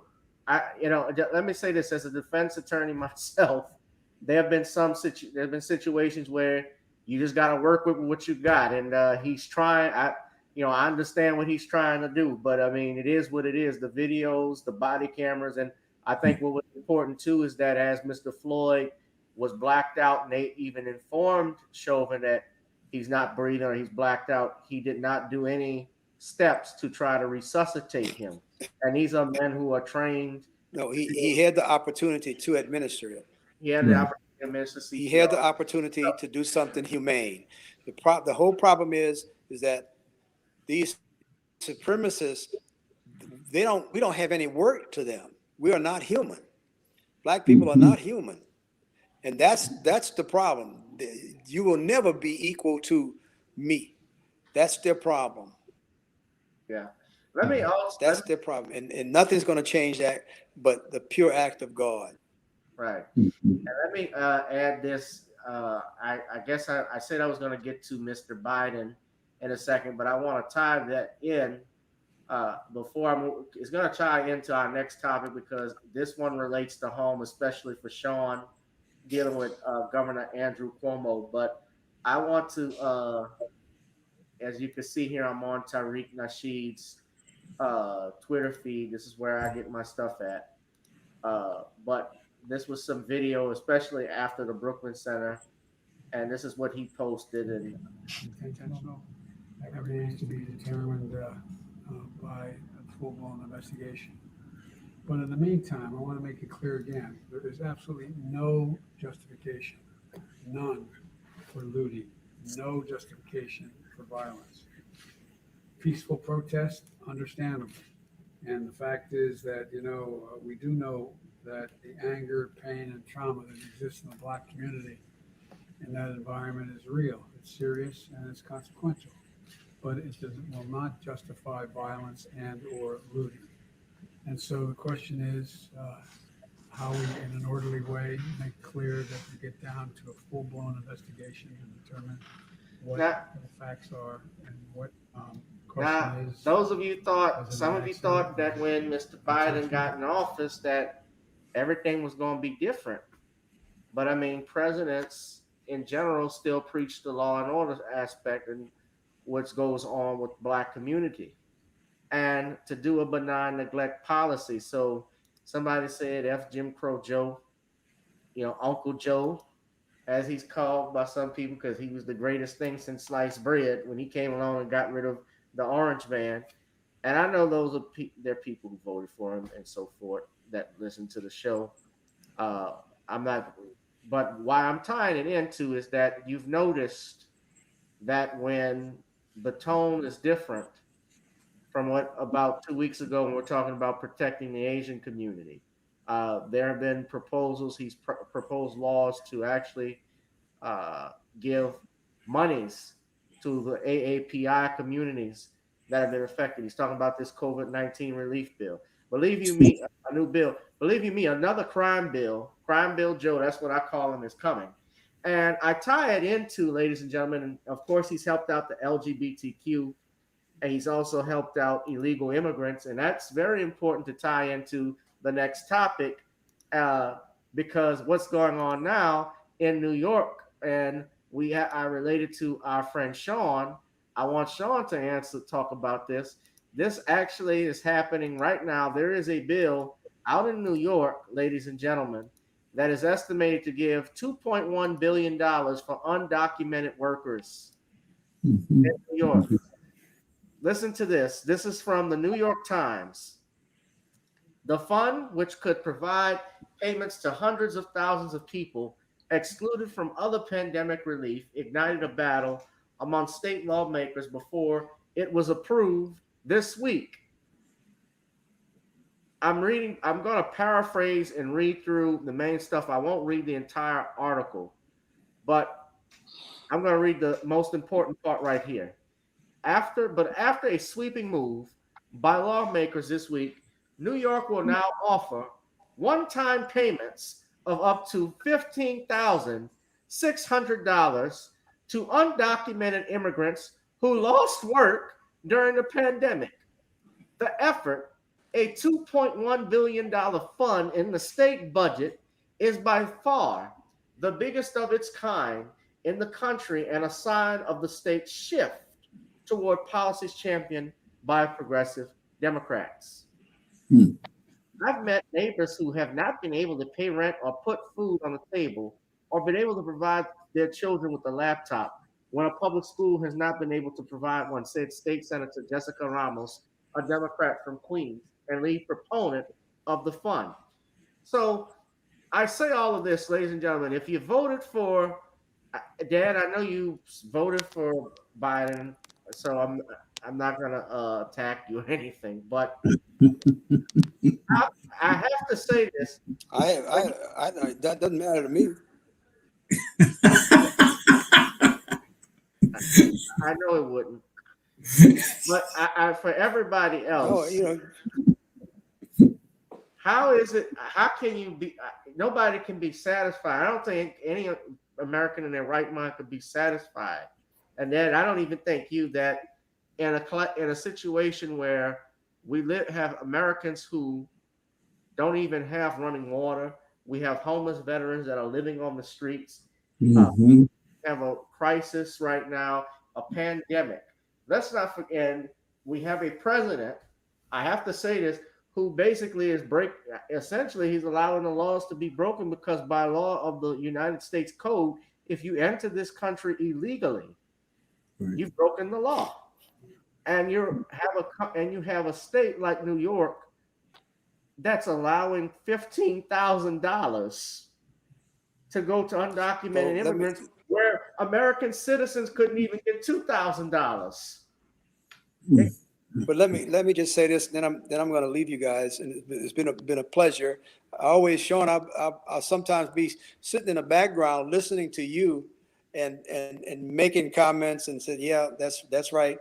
So I have listened to you and heard you before, Reverend. I think I've heard you once before, but I just want to say this: I don't think with the pandemic and everything, I do not believe in giving foreign aid for military purposes or other than health reasons. So I'm not in favor of any money. That's $16 billion to go to Pakistan to build a road or a bridge. You could give them that kind of money, and they want to build a road to pull tanks or whatever. And then we get into these wars with people. We destroy their cities, and then we got to build them, and we got to pay them to not attack us for ambushing the enemies, their enemies? No, we should give no foreign aid to anybody other than for health and humanitarian reasons. And then we only can give a certain percentage, a certain amount. But I'm not in favor of that. You know, hell, give us that $16 billion. How many black people do you have in this country? Does anybody know right offhand? have, well, blacks make up 12.5% of the population, so it's a population of 350 million. So about 40 million, 44 million African Black Americans that live in the country. Well, you could give everybody $2 million, and you still wouldn't exceed the budget that you gave to Pakistan. I mean, that would make all of us at least well off. But we couldn't go all and buy Cadillacs or something like that. And then you talk about spending incentive. Yeah, you'd stop the recession in a minute.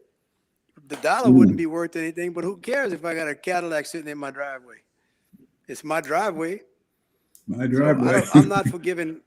Yeah, I mean, I'm not forgiving foreign aid to anybody when it comes to other than humanitarian reasons. If you want to put up a school or a hospital or a clinic and train people, that's fine. But don't use your money to, well, we want to present so-and-so from being spied upon. That's their damn business. If they're stupid enough to let their neighbors stand up there and stick a telescopic lens across the border and they don't try to whack that telescope, that's the hell with them. I mean, that's just stupid. I don't believe in giving foreign aid for wartime purposes. I don't believe in that. But charity begins here at home, and we have, Reverend, you know this more than anybody. We as a people have suffered long enough.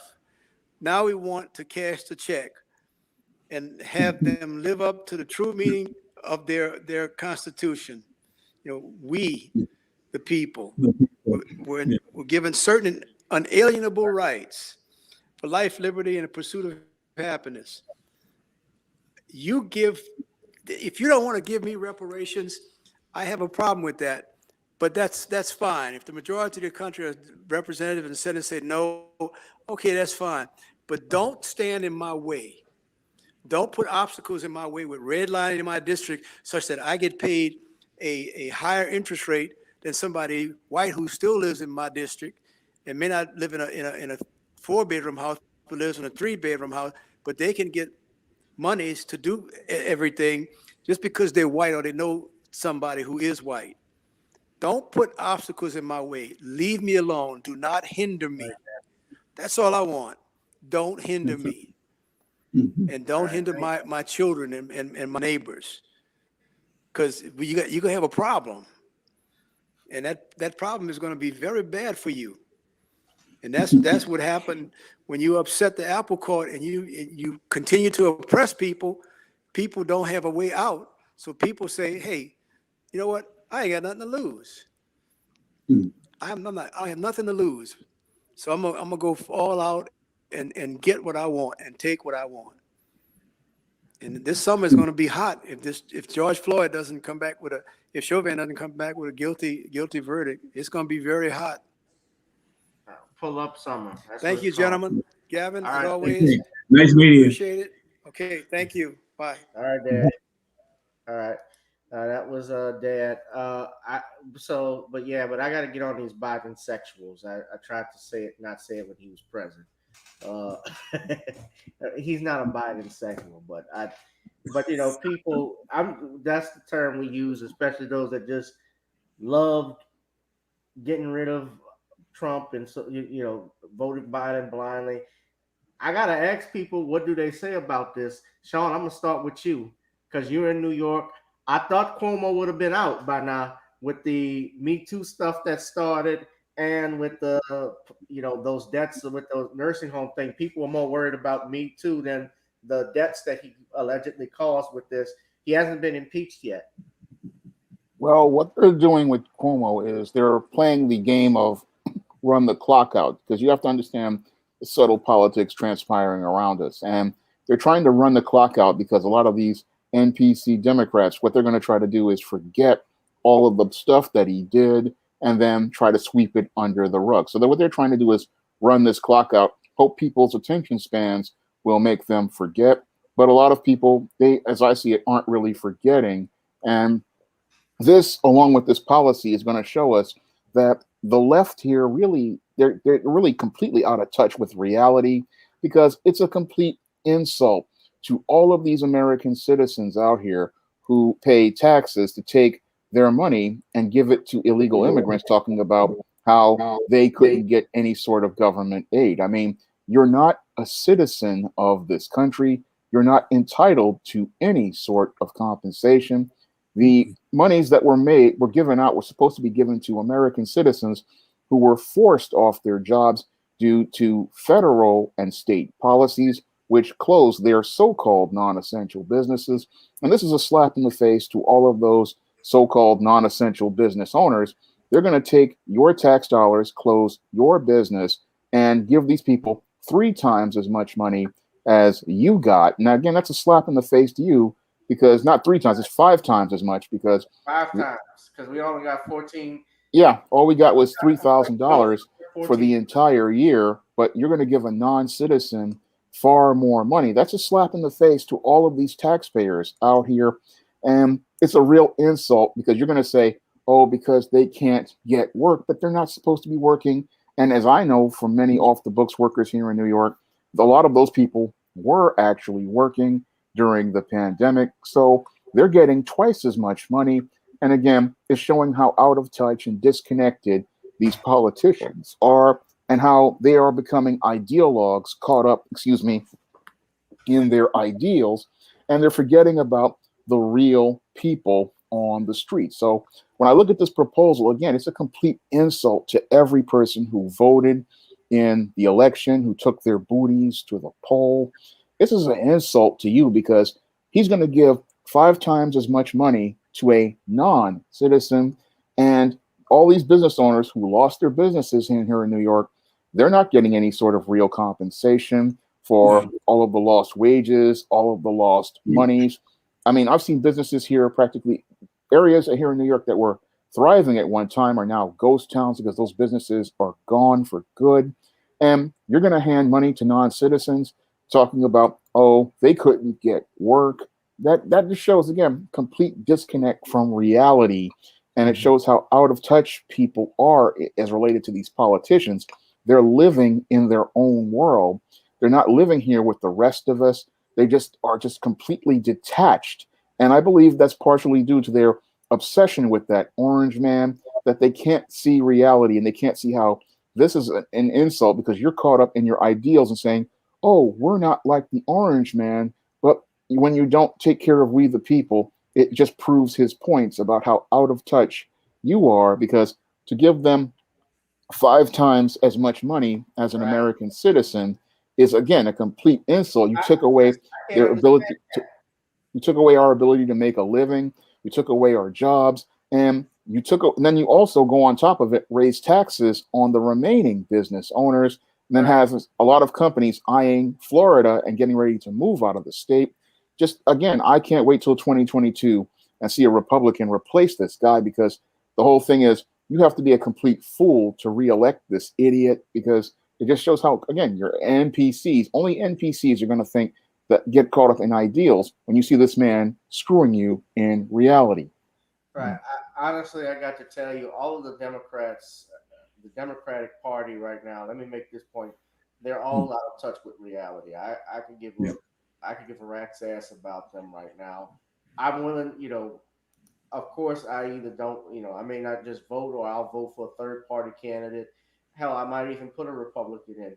We got stuff going on right now in Louisiana where the NCAA Final Four may not come back to New Orleans over this transgender bill that's going to be passed.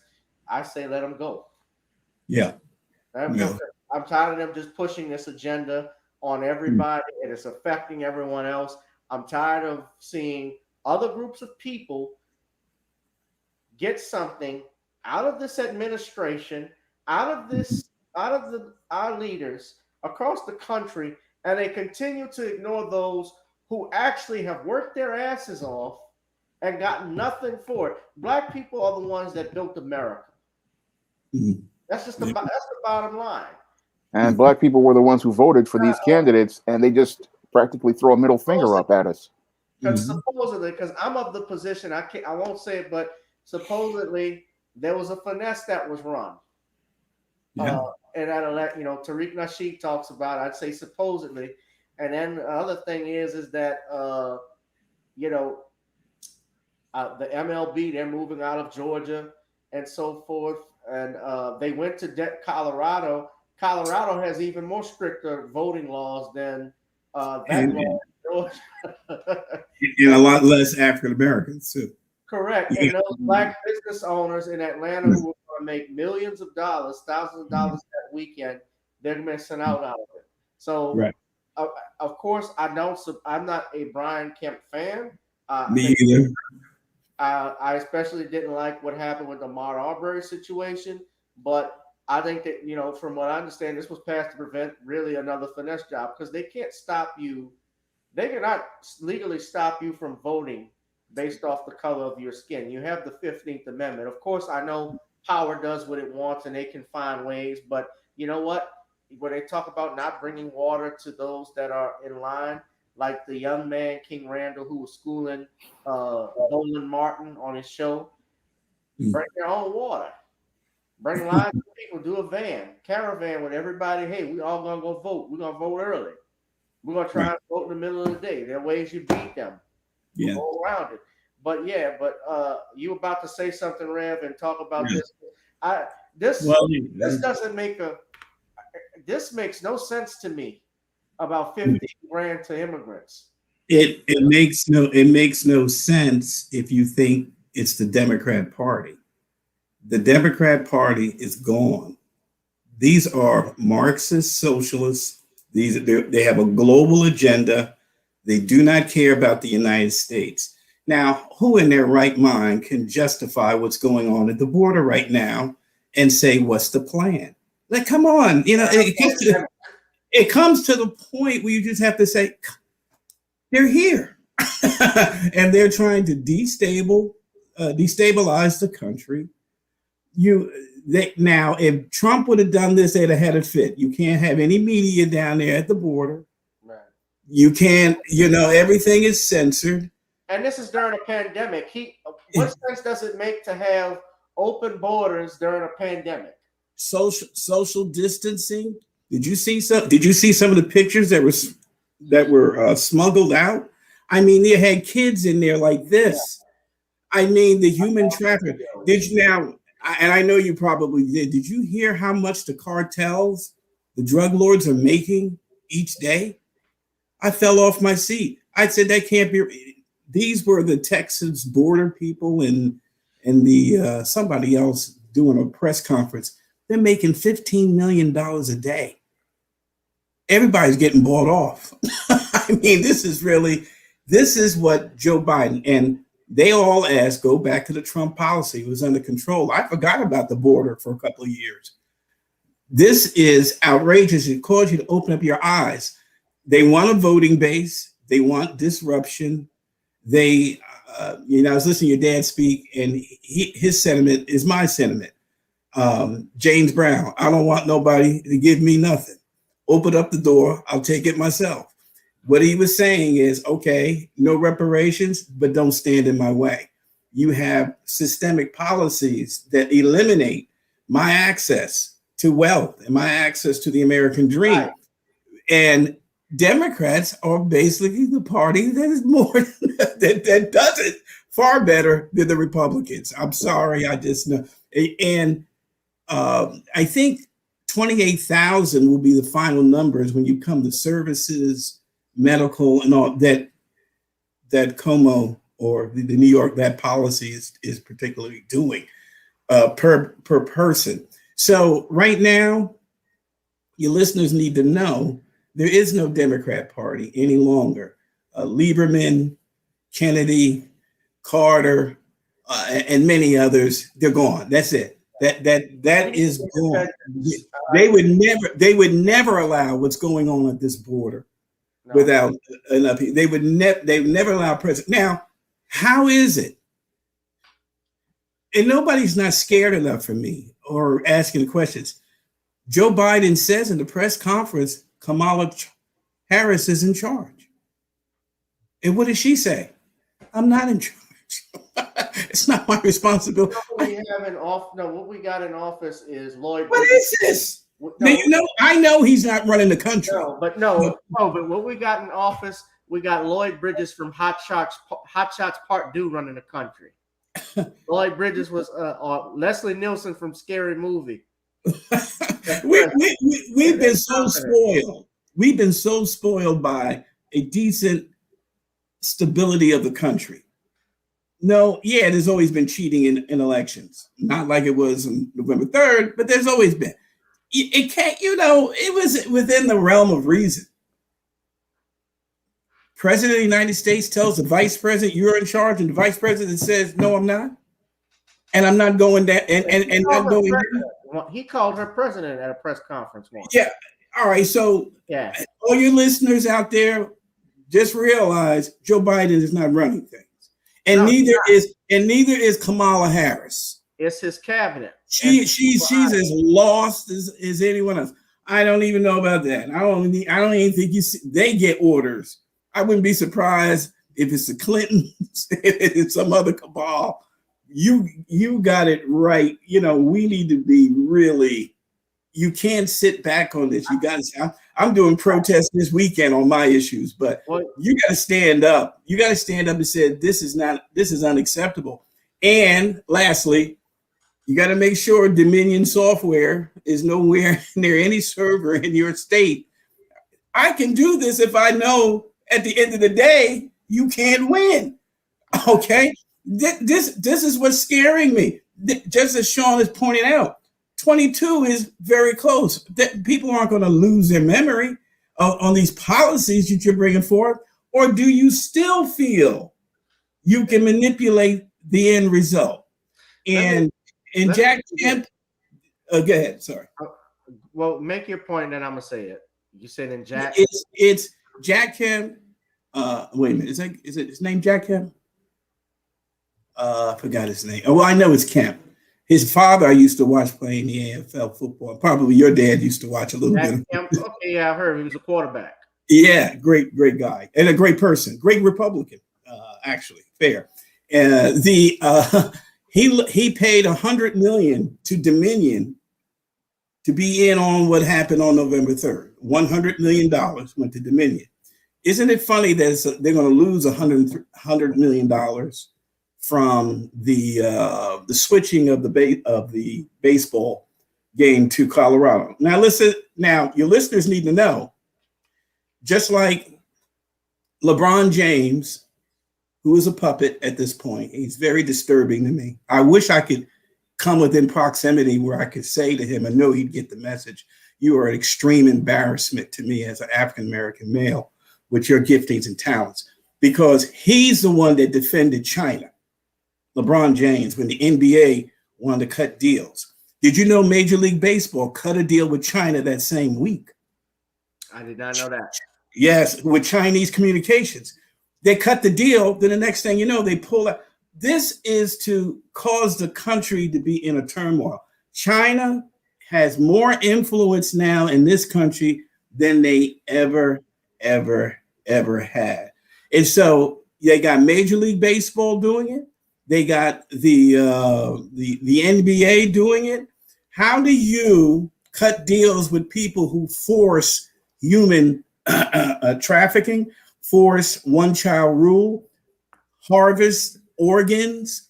You imagine they go into prison and say, we need you today because we need your liver, we need your heart. The Uyghurs, the concentration camps, they are number one in human rights abuses. How are you doing business with them? How are you connected with them doing business with the Communist Chinese Party? And then because of a voting law where all they want you to do is show their ID. Do you know the voting laws in New York, in Georgia are more lenient than the ones in New York? Okay. Just an ID. Then they dog us out because they use the race card so much. Well, African Americans are going to be disenfranchised. What African American can't get an ID? What, we can't operate computers? Did you hear what Biden says? Well, you know, it's so complex on the computers. So the African Americans can't handle the computer to give it. You want to cheat. Folks, plain and simple, they want to cheat. So they don't want an ID attached to the absentee ballot that goes out. When that absentee ballot comes back, it better have your name, your address, because you're not getting it unless we know we're sending it to you. This fiasco that happened November 3rd can't happen with the rules that they have right now. It still could be better with the rules that they have right now. So this is about cheating. And guess what? China was in on the cheating. So they want this all to continue to destabilize. We will become a globalist society with passports, travel. I've seen the passports with the they want vaccine passports. They want ID, a real ID that changed back in October. You were required to change that. Democrats used to stand against stuff like that more so than any party because the Republicans were very corporate minded. Democrats are supposed to be for the blue collar guy. It has changed. I'm old enough to see how this has just gone. They are socialists. They want to control. Oh, and I thought the reason why you were calling me, by the way, you wanted to talk about Patrisse Cullors with her. Oh, Black Lives Matter. Well, with her $4 million houses. I mean, let me just get this out. But shut up. Hawk Newsom, the head of Black Lives Matter in New York. Shawn may know him. I saw He's calling for an investigation. You just now, but see, now he's got the proof. But that's please. I mean, y'all are crazy. You know what they're doing. They're elitists. They're socialist elitists. How do you even justify that? Come on, folks. Well, BLM. Yeah, I was doing black genocide in 2002. So don't talk to me about Black Lives Matter. But I knew that wasn't about Black lives. It's called Black Lives Matter. That's what I know.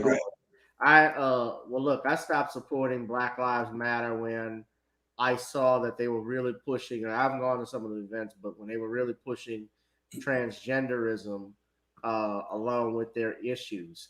And what you're seeing here, the shout out to Uncle D, Dennis Perlin, who is a fellow attorney and friend of mine. This is on his Facebook page, but he shared this. This is Collier's here, communist BLM. She defended her $3 million property portfolio, including private jet hangar and garden, and claims she's not been paid since 2019, and questions about it are a tactic of terror to silence her. She's 37 years old, and you got 3 homes, one in, I think in Puerto Rico, a luxury apartment that Justin Take and Usher, I think, have. I mean, my goodness. My goodness. I love Hawk. I love Hawk. He's using this platform. He's saying, I want an audit. I want it investigated. They said the groups have been asking for funds. They said the groups, these are his words. He said, we always have been leery of the lack of transparency of the hub. Of the foundation. It's a white neighborhood. Oh yeah. She's really sending a great message. But you know, her Black life matters. Her Black lives matter. but her. I mean, look, and she was upset with people questioning her about this. But hey, you spent all that money. Yeah, I'm gonna question you about it. That's what we know about. Right, and that's only what we know about. But Mia Rice's mother was very critical of Ben Crump, of the Black Lives Matter. She talked about how they were telling her how she was supposed to behave, asking questions about stuff. She criticized Tamika Mallory. Remember, I did a video you saw it, Shawn. We did this together when Tamika Mallory was selling Cadillacs. And they're talking about Black women and how she came from a long line of Black females. And I'm like, well, were you the product of virgin birth? Because I don't see anything. You don't mention your father. your father's obviously played a role somehow, shape, or form. Last time I checked, in creating you, because while mommy bears the daughter, bears the child, daddy plants the seed. So this whole thing is a joke. People ought to be mindful of it.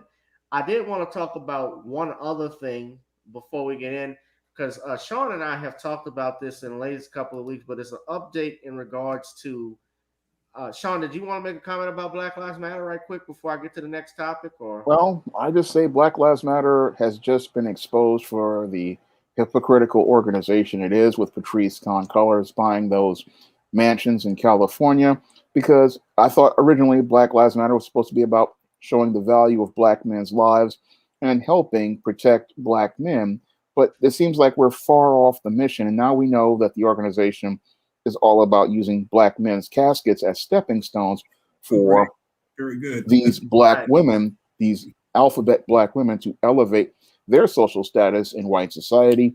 And black people, we really need to start distancing ourselves from this organization, which is primarily now mostly white leftists and has been compromised by these white leftists. This is not an organization that is about black empowerment, bringing tangibles to the black community, or getting justice for black men. And it's up to black men now to take the lead in this situation and try to get people to pull away from this organization, because this organization is not about supporting us and our issues. It's about these black women enriching themselves on the deaths of black men. They're a bunch of vultures looking at black men's bodies and using their bodies to make themselves rich. And we as black men especially have to come out and start taking the lead and push back against this organization, because it's clear black lives don't matter to Black Lives Matters alphabet leaders, and black men's lives only or have a value when they're in a casket they can use as a staircase to move into white neighborhoods. Black Lives Well Matter. said. Well said. Well said. Well said. Exactly. You know, people be mindful of what you support, especially if you go out there protesting too. Because if you see bricks already set up, like right at the AutoZone, or you see somebody casually knocking out windows and they got a gas mask on, beware. That might very well be an agent that's trying to set you up, because that happens all the time. Yeah, Shawn is on point. What's up, Black Mama? What's up, Lamico Cardenas? He's one of our new subscribers. DJ B-Side, Rosalind, as always, Butterfly 70, DeAndre Mosley, Pilot Storm. Shout out to all of you all. Please check out the description at the bottom. Donate to the Cash App, Gavin Richard Esquire, Google Pay. We are here. I just want to do one more topic before we go, because I know it's getting late.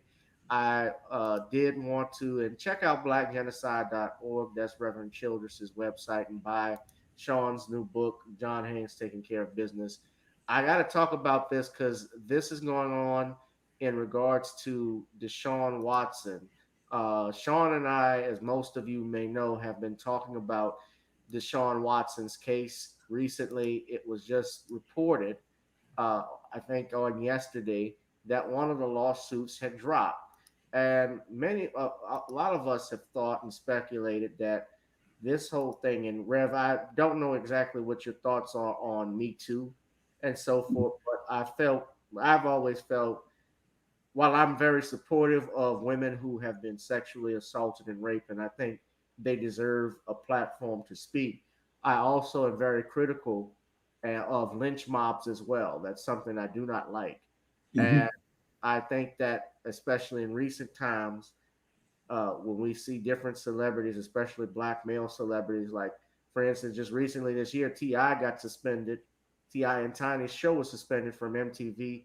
He was also removed from the Ant-Man movie that's set to come out next year. He's also, not just him, Cuba Gooding Jr., Bill Cosby, of course, being convicted.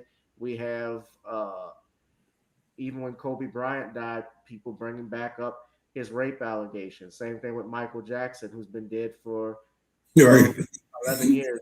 We're bringing up sexual assault allegations from that point that have been proven to be false. So what happened recently, of course, if people know that Deshaun Watson is being accused in lawsuits now. He has not been criminally charged with anything, but he has been accused of sexual misconduct by his masseuse therapist. And one of the lawsuits was dismissed. So I just want to get to that right quickly, if I can, with everybody's permission, and we'll wrap it up in a little bit.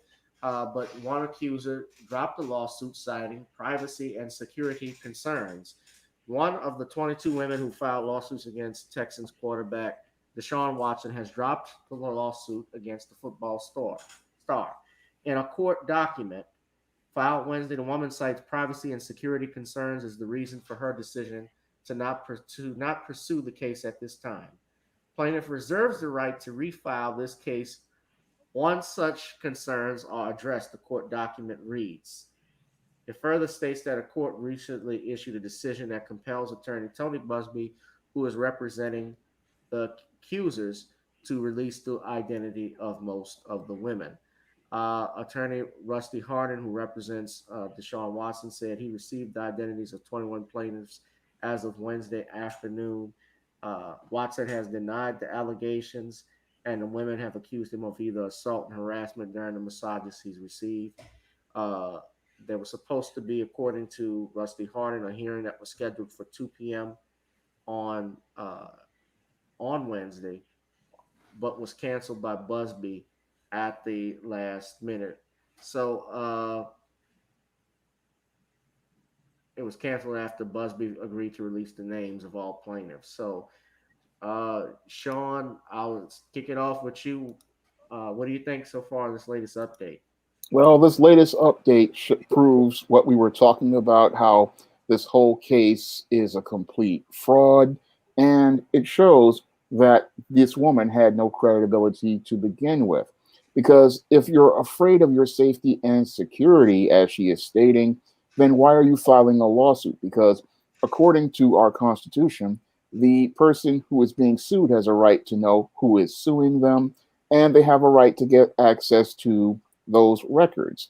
And for her to drop the lawsuit shows that this really is not anything that happened, as I see it, because if she really wanted to get this, if this guy was a real predator, she would have, again, first filed through the police department. She would have filed a police report because she wanted to get, this predator off the streets. But it's clear to me that she filed this civil lawsuit because she was probably directed to by people like this lawyer, who I think this Busby lawyer, and I believe the owners of that team, because they wanted to punish your Deshaun Watson for having the audacity for asking for a trade.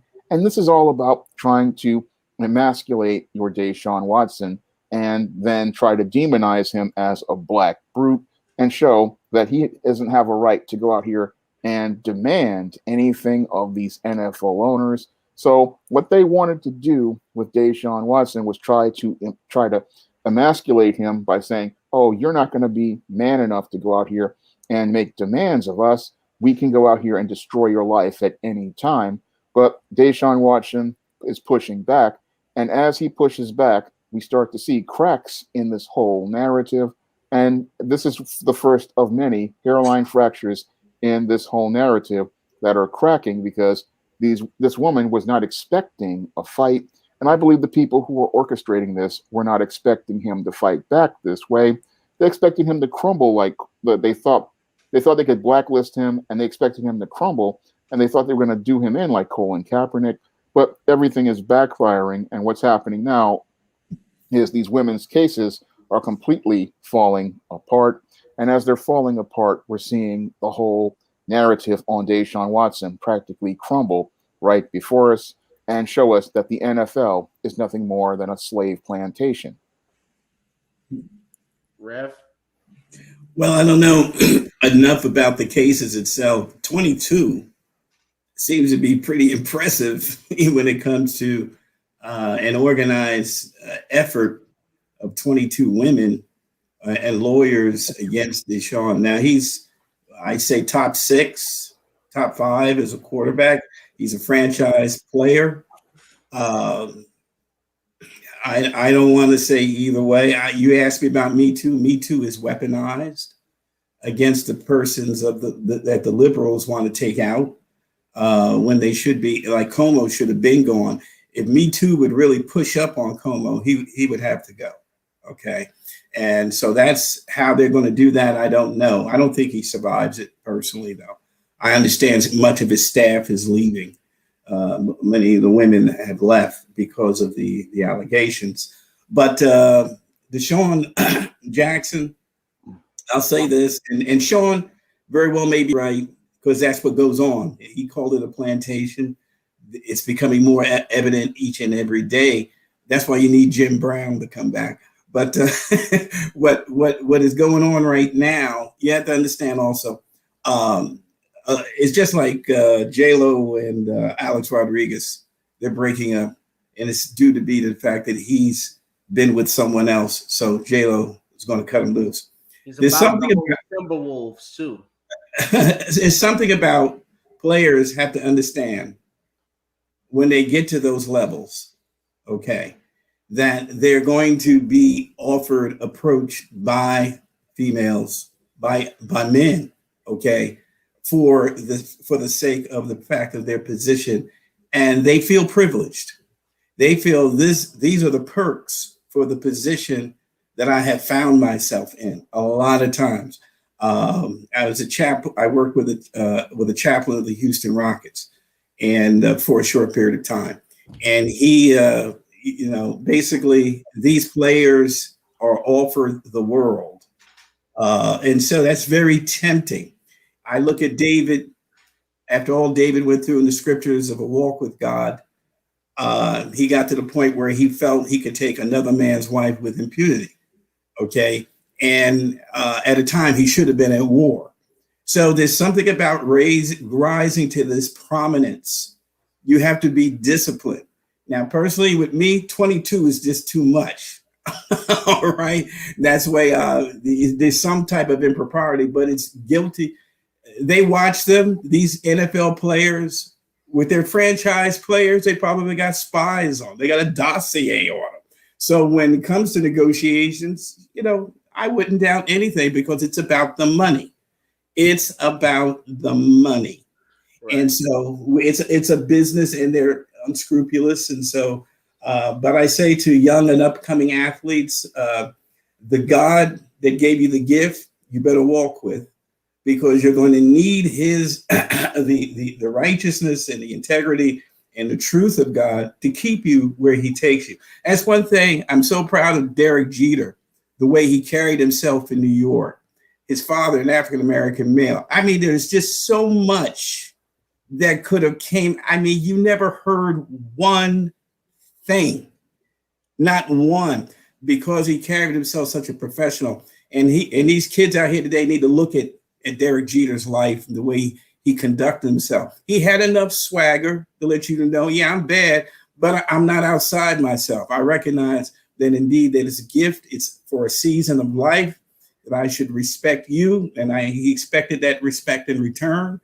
But it takes a little bit of God to keep you unscathed when you reach to such heights. The temptations are beyond what you think. From what I heard, they cannot go to a city when they're traveling without certain people in the lobby waiting for them to come in. Uh-huh. I mean, it's just outrageous. There's certain places they go, and it's crazy. It's crazy. Well, that's why one coach demanded that the wives start traveling.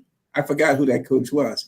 The wives start traveling with the men whenever indeed possible. Now, I know some wives have to stay home with the kids and all that, but it's a problem. And so, but I'm going to be praying for Deshaun. He's a great talent. I never heard him talk. I don't know if he's written any books. I don't know too much about it. I just know he's a great talent, franchise player, and he's a commodity that is very rare. So people would manipulate and get stuff on them to control him. There's no question about that. Well, let me say this to that, especially about the number thing. I mean, I have had Tom Mesereau, who was both Bill Cosby and Michael Jackson's lawyer, and he told me very interesting when he represented Michael in his trial, that the prosecutors had over 13 witnesses who were 13 accusers who testified that Michael had done something inappropriately. And he said one by one, when he got them on cross, their stories fell like bowling pins.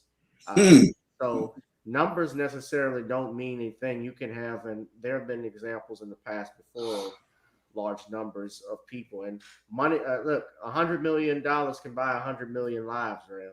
I mean, no, I hear you. Yeah, I know the temptations from just a couple of conversations. Why they really pay these guys. Tony Evans of Dallas is a chaplain of the Dallas Cowboys, and now his son, I think, is taking it over. His son. I mean, it could happen, and regularly. And another thing too. I mean, look, the fact that they went to an attorney first rather than to the police is another red flag for me. With it doesn't mean that anything didn't happen. No, what I recommend too, when brothers get along with, especially if they get a long time with girls, they got to have security cameras wherever they go. They got to have cameras on their persons, even if it's like wearing glasses with cameras in it. If they got to have a camera in their bedroom. I know there may be rules on recording stuff, but I mean, it is your house. You got to do something to protect yourself because you're a target. When you're a lick, you're a big lick, and he's young. He's in his early 20s. Girls will flock to you, especially when you're young, you're good looking, and you got money.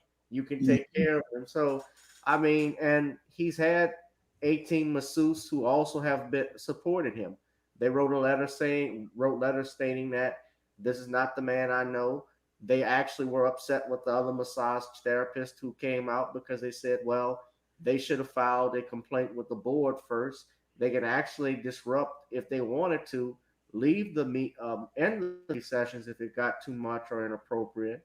And they know, especially when you deal with the body and it's a massage, certain things, especially if you're talking about the genitals, the penis and stuff, that's a sensitive area. There are ways you get around it.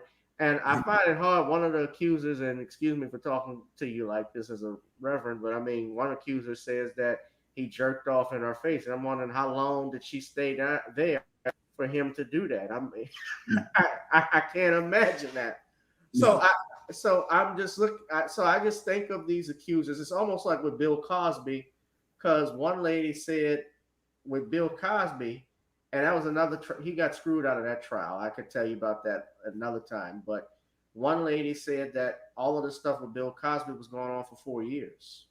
How many drinks did you have over a 4-year period? Like Sinbad asked. So I just think about that. I think it's interesting. We'll find out more what will happen.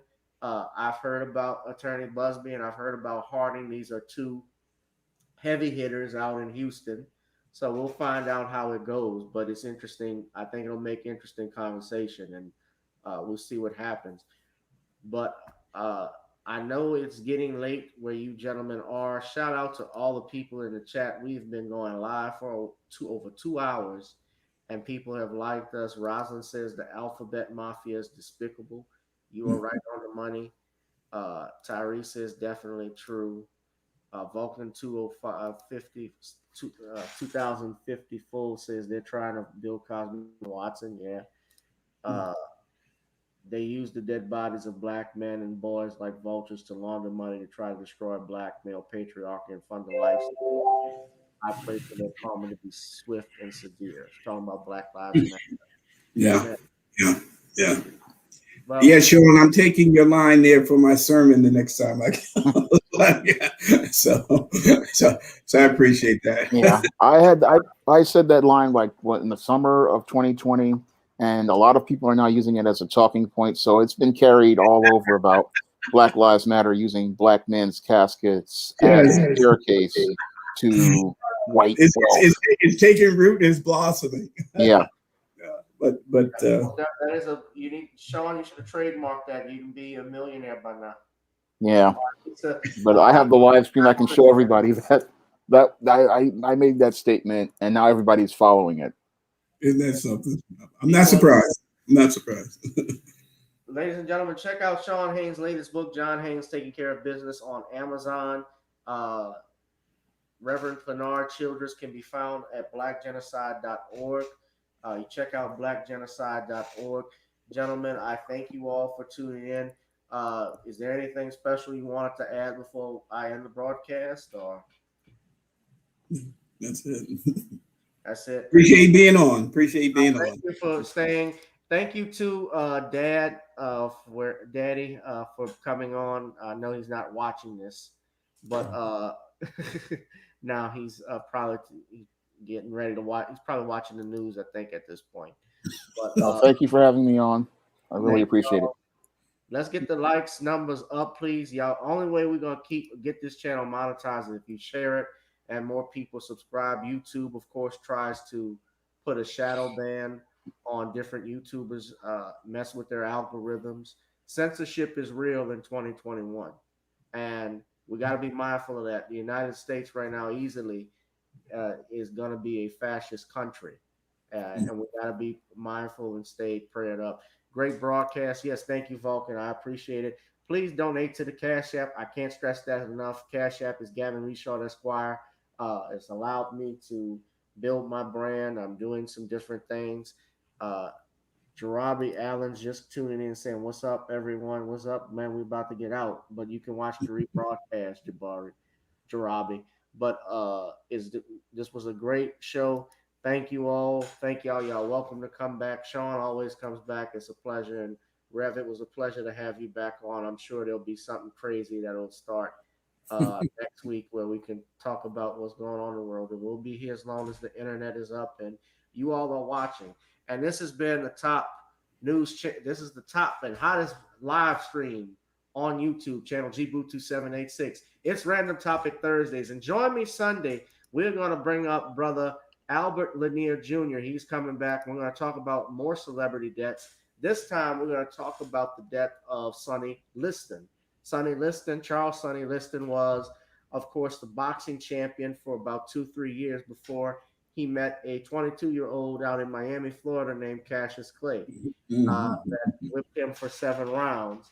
But then, of course, there was another side of Sonny Liston where Sonny was actually had ties with the mafia. He also died a mysterious death. Yes, he did.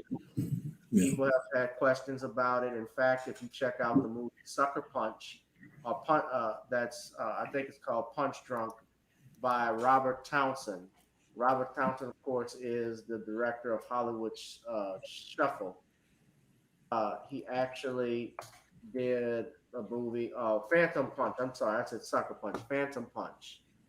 It was a movie he directed about Sonny Liston. It was a pretty good movie.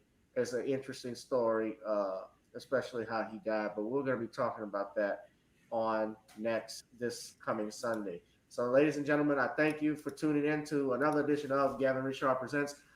Can't stress enough to please buy my song. Please buy the song, the single. Got to Get On Up.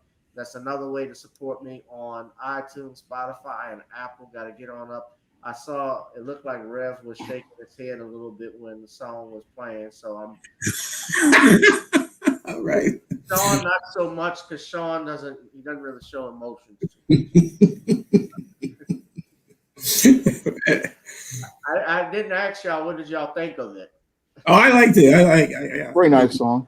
I didn't know it was you though, but that's good. Good. I just briefly, I wanted to recreate. I'm an 80s baby. I grew up listening to the Whispers and Earth, Wind, and Fire. My grandfather would be playing Kool in the Gang, like Joanna and Stevie Wonder. I just called to say I love you. I remember that 3-4 years old. So I wanted to recreate that sound because it's needed. Because real R&B music, R&B, let me say this: it's a dying breed too, because blacks are actually being replaced in music and R&B. Back in 2013, there was no black artist that actually made the top charts. That was a first. first in almost 50 something years. So I wanted to, and the music industry is another way that Black people can also make money if they know Sure. how to play their music right, get their copyrights, their royalty game up, and mechanical royalties, things of that nature. So it's an interesting thing to do. But I like music too, so that's why I did it. But you guys, please check out that single. It's been a great show. I see you, Tyree, Farside fan, yes, and Black Mama. As always, sister, it's a pleasure to see you. This has been another edition of Gavin Richard Presents on Hot Topic, on Random Topic Thursdays. I'll holla. Thank you to my guests, Shawn James and Reverend Clenard Childress. All right. Thank you for having me on. Have a good one. Have a good evening. That Blacks are being replaced. Well, that's the truth.